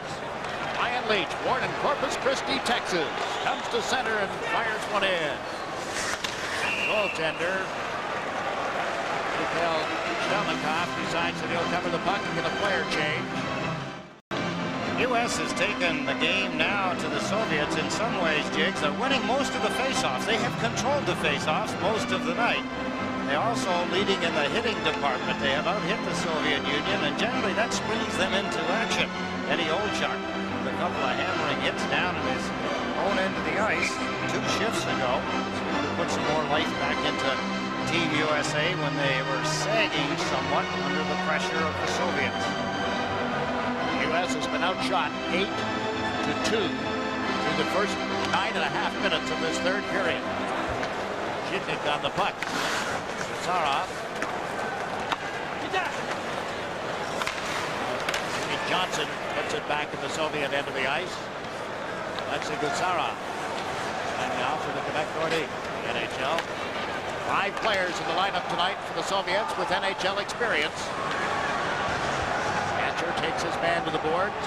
One man they would like to have, as play is called here, one man they would like to have, according to some of the players, is Alexander Mogilny of the Buffalo Sabres.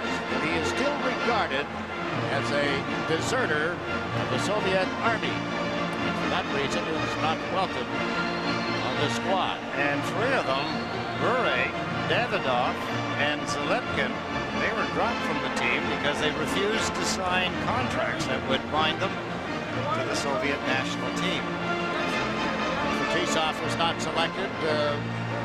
Still a little battle there with Coach Tikhonov. I guess the other major loss is Kamensky, who broke his leg in a warm-up game in Sweden, a game in Stockholm. He reportedly will go to the Quebec Nordique this coming NHL season. Otto has dumped the puck in. Soviets clear it out. There's Chelios. Flips one high in the air. Tatarnov has it here.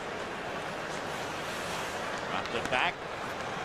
The outlet from Filimonov to Tatarnov over the line. The puck slipped away from him, and quickly Roenick finds Modano on left wing. Modano back to where Roenick had been, and Tatarnov clears the puck away. The Soviets trying to come through center ice. Nice defensive move as Galchenyuk got checked. Now Modano is over the line. A drive ricochets off Tatarnov's stick into the catching glove, and then cleared aside, and play has been called by referee Don Koharski. Jeremy Roenick checking his chin. The goaltender has the puck safely cradled. This is the 1991 Labatt Canada Cup. Here's the story at Chicago Stadium. 2-1 USA. Eddie Olchuk lines up at center. Mullen is on the right. LaFontaine on the left. Leach with a drive. Loose puck.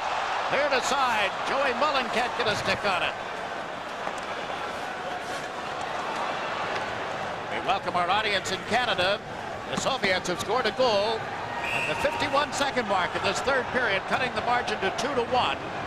And Team USA has just been called for dumping the puck in on an offside. We have 8 minutes and 55 seconds remaining in this third period. The Soviets have stepped up the game somewhat. They have, Jakes, here in the third period, but Mike Richter strong in goal all game long for Team USA. Some key players for the USA team coming up with some good efforts, but they're very short on the bench throughout most of the game. Here's Sergei Fedorov shooting it well wide of Mike Richter. Leach is out on defense along with Weinrich for the U.S. Forward line of LaFontaine, Mullen, and Olchuk at the moment. Ryan Leach of the New York Rangers carries it through center ice. Can't get through the traffic, and the puck is cleared out by Fedorov. It's overled to Alexei Kozlov here. Kasatonov. Now the man moving in. Prokhorov knocked off the puck. Down the left side comes LaFontaine. And LaFontaine indeed turns on Kasatonov and played it toward the front of the net. And the Soviets move out through center ice. Quickly, Prokhorov over the line, dropped it to Kozlov. His pass to Fedorov, knocked away by Joel Otto. Held at the line. Long shot from Meredith, broken up by Otto, and he's worked it out to Eddie Olchuk. Olchuk, long drive, turned aside, then covered by Stalnikov, and there's no further play. 7 minutes, 58 seconds remaining in the third period. This is the 1991 Labatt Canada Cup. Fontaine late in the second period, and the only goal by the Soviets coming in the first minute of play here in period 3. Saw Zamdov, Alexei Zamdov, and Aranov. Hatcher has slapped it around the boards. In quickly, Dave Christian, Otto, and Kevin Miller, the forward line. Had been, but now Brown has taken Miller's spot in this unit. And the Soviets turn back at the blue line. Trying to dump it in, and Dula backing on the puck quickly. Taken to the boards by Weinrich. Now they get a shot off. That's blocked by Richter. Omaha here at the right point. They can't get the puck to him. Zamdov, what a player he's become. The best of the Soviet Union. A close-in attempt covered by Richter, and there's no further play. Lomakin with a chance on a rebound, but again Mike Richter comes up with a fine stop. Very alert play by the goaltender. The Soviets dancing and moving the puck well. That's Andrei Lomakin. Puck off the backboards. U.S. having trouble clearing it. Here's the save. Lomakin from close in. Zayev comes out to take the face-off. The Craig Janney for the U.S. Soviets won the draw. Zhitnik held it at the line and flipped it in toward the corner. Brett Hull reaches in. Can't dig it loose. Michael played it back in the net. Play Alec Gretzky trying to set up the man moving in. Didn't work. And it's cleared out by Chris Chelios.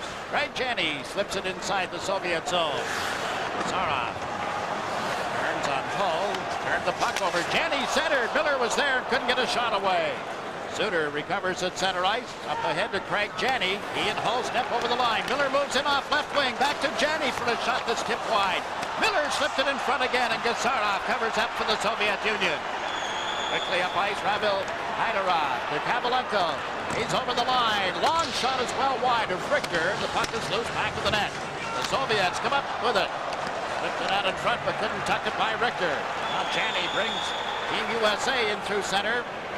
3-on-3, elected to dump it in right at the end of the shift. Just a little more than 6 minutes remaining in the third period at Chicago Stadium. Team USA 2, the Soviet Union 1 as Jeremy Roenick, the Blackhawk, puts it back in the net from Madonna, and he couldn't center it in time. Fedorov is there.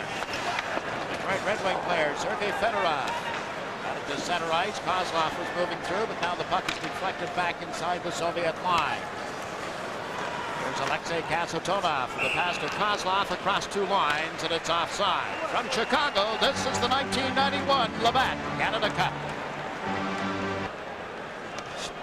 Stalnikov on the right side. On the left, Mike Richter. What a matchup. A pitcher's duel, if you will. Just over 5 minutes remaining in the third period. USA 1-0 lead at the end of the first period, 2-0 at the end of the second. Holding on here, 2-1 is your score. Team USA has never defeated the Soviet Union in a Labatt Canada Cup game. Back of the play, some stick work going on, and referee Don Koharski is taking Alexei Kasatonov off the ice. A slashing penalty. The U.S. built a 2-0 lead on a power play toward the end of the second period when LaFontaine scored. Now Kasatonov is in the box. Not a smart play for the Soviet player to take. Alexei Kasatonov, 32 years old. Remember, he joined the New Jersey Devils around Christmas time in the 89-90 season. Played in 8 World Cups, 3 Canada Cups, 3 Olympic teams. And behind the play, there's a push in retaliation. Not a smart play, but Don Koharski, in all fairness, he let go an attempted punch moments ago by Jeremy Roenick in front of him, but he calls that on Kasatonov. On the power play, Tim Taylor sends out a forward line of Jeremy Roenick, Brett Hull, and Mike Modano. Ryan Leach and Chris Chelios on the points. Team USA is forced back into the center ice zone before Chelios gave it to Leach. To Roenick, watched by Seamak as he made the pass to Chelios. He'll dump it wide. Modano went after it. Modano takes the body of Malahoff, knocked him off the puck, then Lomakin got checked. Here's Leach at the blue line, across to Chelios, to Ho, one times it turned aside. Stalnikov with his best save of this game. Now Brian Leach. Didn't get it to Chelios in time, so they'll set it up again, but inside the U.S. blue line. That was Seamak in forechecking. Now Lomakin picks up the forechecking roll, and the puck went to Leach. 2 men back. This is Roenick off the left side. And coming late is Chelios, and he couldn't pull the trigger. Modano steps around to check, and the puck slipped away from him. Up with it is Seamak. Throughout most of this hockey game, Jigs, the puck has not laid down flat too well. The ice has been used a lot. Both teams skated this morning. The Chicago Blackhawks are having training camp, so it may be some of the effects of a lot of use. Here's LaFontaine with a pass to Janney. Yeah, I would agree with all the use and the warm weather in Chicago. Summer's last gasp has been a beauty. High 80s today and a clear, sunny day in Chicago. Sarov got it to the line. Hatcher with a shot tipped in front. What a play by LaFontaine, and an excellent stop by Mikhail Stelnikov for the Soviet net. 30 seconds remaining in the U.S. power play. This is Kevin Hatcher of the Washington Capitals. Played his junior hockey at North Bay. Kevin Miller went to center. It didn't work. And it shot down the ice. Soviets short-handed, so there's no call. Suter and Hatcher check their options and start out. LaFontaine cuts to the right. The pass in the other direction to Hatcher. Now to LaFontaine, but it's offside. All back with a face-off coming in the center ice zone. Boy, a good look at the athletic ability of Pat LaFontaine. Ready to come out of the box in 7 seconds is Kasatonov, but Pat LaFontaine flying down the right wing side. He jumped in the air, tried to touch the puck ahead of him, was unable to do it, but he put himself offside. Story of LaFontaine and his NHL situation well documented this offseason as it was late last NHL season.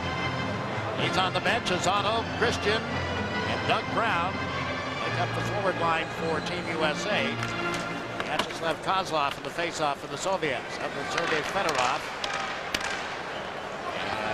Teams are at 6 aside as the Soviets get off the penalty against Kasatonov. Suter gets knocked down. The puck underneath him. Now it pops loose. A wraparound won't go as the Soviets look for the equalizer.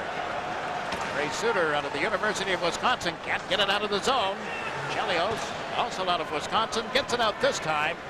Back goes Kasatonov. Fedorov turning with it here. Brown forcing him in a little deeper. This is Igor Kravchuk. Kravchuk.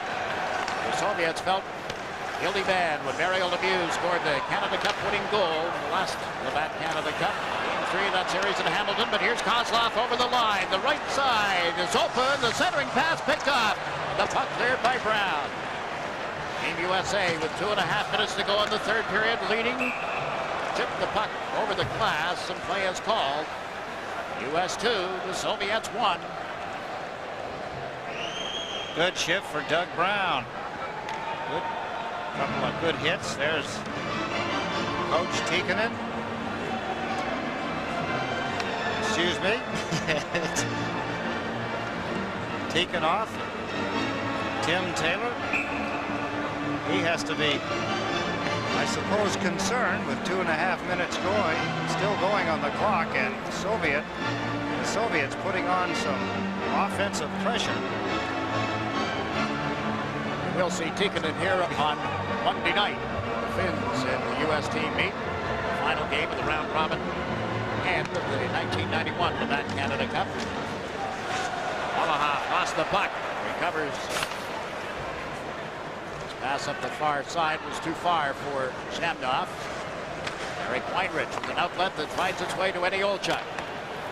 Olchuk now with the Winnipeg Jets has dumped it in. Greg Janney. Mullen in after it. That's Weinrich pinching. Got it away from Lamakin. Knocked to one knee as he moves it toward Joey Mullen to Ed Olchuk. Olchuk can't center it. This is Janney. Nice move. Janney with it again. The wraparound here doesn't work for Team USA. Inside the 2-minute mark remaining in the third period. Weinrich flip to Joey Mullen and back to Brian Leach. Leach dumps it down the boards. Soviets would have played it and do before it gets to the goal line. Malaha for the pass to Seaback. That doesn't work. Hatcher carries it back of his own goal for the U.S.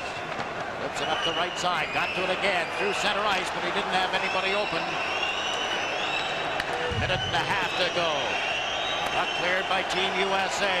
Down into the Soviet zone, and there's an icing call. Just what the U.S. didn't need, Jake. An icing call at this particular point of the hockey game. Take a look down the Soviet bench. Tikhonov. He's been in this position before. Usually his team is in the leading position through the 80s, but since about 1989, the Soviet team has been slipping without some of the great scoring stars. Don Koharski telling the benches that's all the changes to be made. Wait and see at what point they may try. Usually they don't pull the goaltender. No, that is a rule. Lutsev in the middle. Kovalenko goes to the right side. Heineroff is on the left. For Team USA, they're going to make a switch here. Kevin Hatcher is trying to determine who is leaving the ice. Got to be one of the defensemen. It'll be Jimmy Johnson who leaves. Hatcher stays out. Interesting that Koharski would let them change. It's a last change in favor of the Soviets. Jeremy Roenick turned on Butziev to win the faceoff. Roenick bumps solidly back of the net, but Madonna open on right wing. Slips around one check and brings the U.S. through center ice. Roenick with him. 3 men back. The drop pass to Roenick is offside. And Roenick, Madonna had a little something going with Stelnikov. Roenick reacting to that.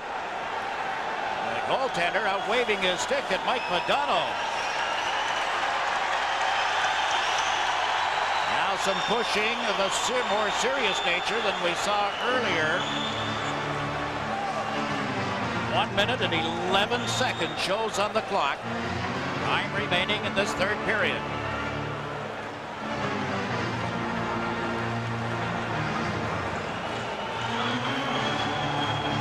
Things simmer down. Here's Mike Madonna. There's a good hit on Madonna. He put himself offside. Roenick and the goaltender have something going. There's a stab at the puck.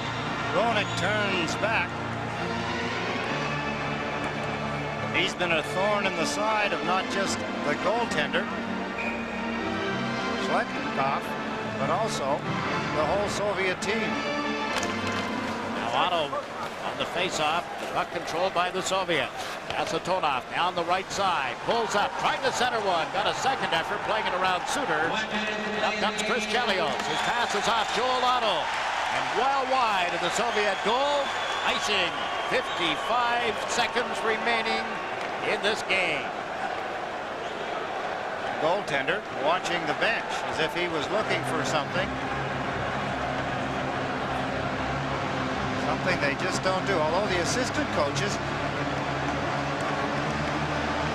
are now talking. The assistants are Igor Dmitriev and Vladimir Yursinov. Dmitriev coaches the Soviet wings. Yursinov, the Dynamo team. Tim Taylor seeing his team up 2-1, but a face-off in their own zone. Tikhonov keeps gesturing, Jigs, as if they've got the bench door open. I think he wants the goaltender out. Now the goaltender isn't looking at him. He keeps gesturing. He wants him off. The goalie's not looking at the bench. He can't count either. He's checking all of his teammates. He should have been able to count 6. They've taken a man off. Kozlov has gone back to the players' bench. Fedorov, Shamnov, and Prokhorov up front. See 55.6. That is the new rule in the NHL. The time clocks in the final minute will tick down in tenths of seconds. Otto took the man. The puck comes loose. Eddie Olchak got it to the line. The Soviets hold it in. Fedorov feeds the point. Kravchuk, big drive, is blocked at the defense, and up with it is Dave Christian. Fedorov back to the Soviets. Chelios puts it inside the USSR zone with 40 seconds to go. Asatonov flips it up the boards. Joel Otto gets to it. He's giving it to Ed Olchak. To Otto at center ice. Otto away from Fedorov. 27 seconds left. Team USA on the verge of beating the Soviets for the first time ever in Canada Cup play. Prokhorov is over the line. What a hit by Hatcher. 13 seconds left. The Soviets up with it. The shot from Kravchuk is cradled and held by Richter, but referee Don Koharski. It's between Hatcher and Prokhorov. What a timely hit by Kevin Hatcher. Play the body, take him out, eliminate him. Richter comes up with another save. There's the play ahead. There's the hit by Kevin Hatcher on Prokhorov. Save here by Richter. That's an easy one for him in this game. Hatcher stays on the ice. Ryan Leach will be his defense mate. The Soviets huddling at the bench around Viktor Tikhonov. He has coached in every Labatt Canada Cup tournament. 61 years of age now. 12 consecutive years his Red Army team won the title of the Soviet Union, the Elite League. He did play hockey. A lot of people don't realize that he played 296 games in the Elite League, Soviet Union.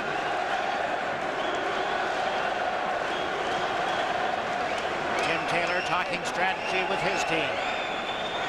Important thing here, of course, with 7 seconds just to win the faceoff.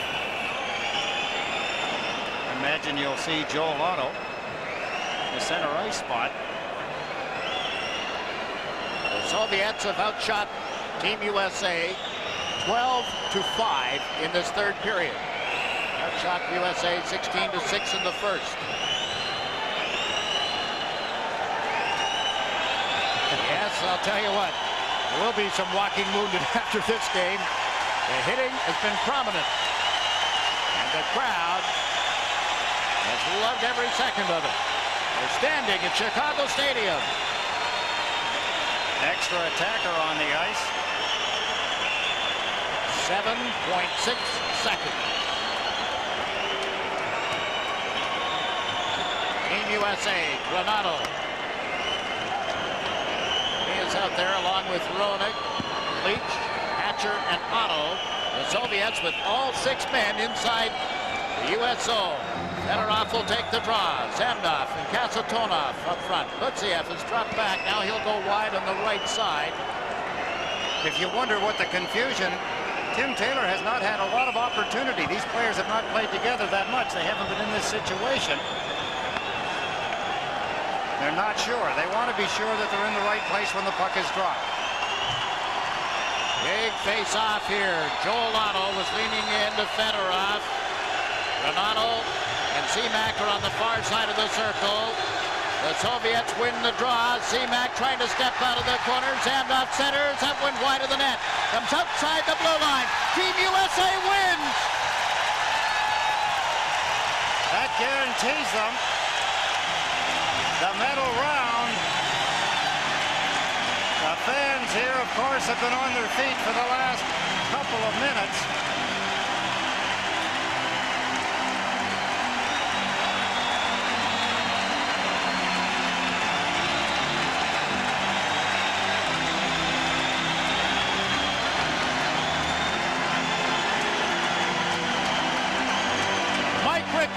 Being congratulated by his teammates. A brilliant goaltending performance by Richter. Faced 37 shots.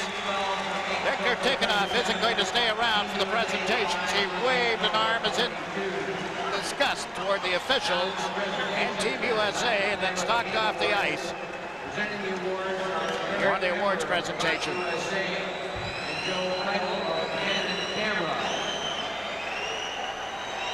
The Labatt Player of the Game for the Soviet Union team will receive an Inuit carving courtesy of Canadian Tire is number 26, Alexei Zamahanov.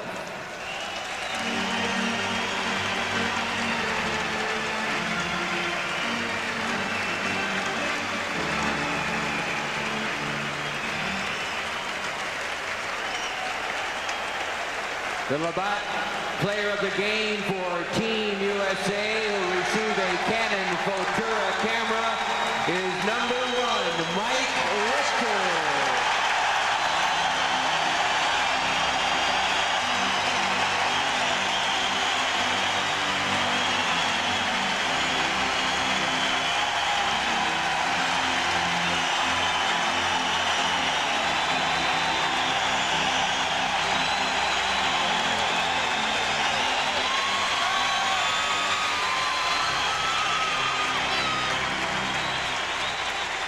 Final score at Chicago Stadium.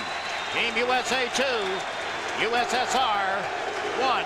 This is the 1991 Labatt Canada Cup.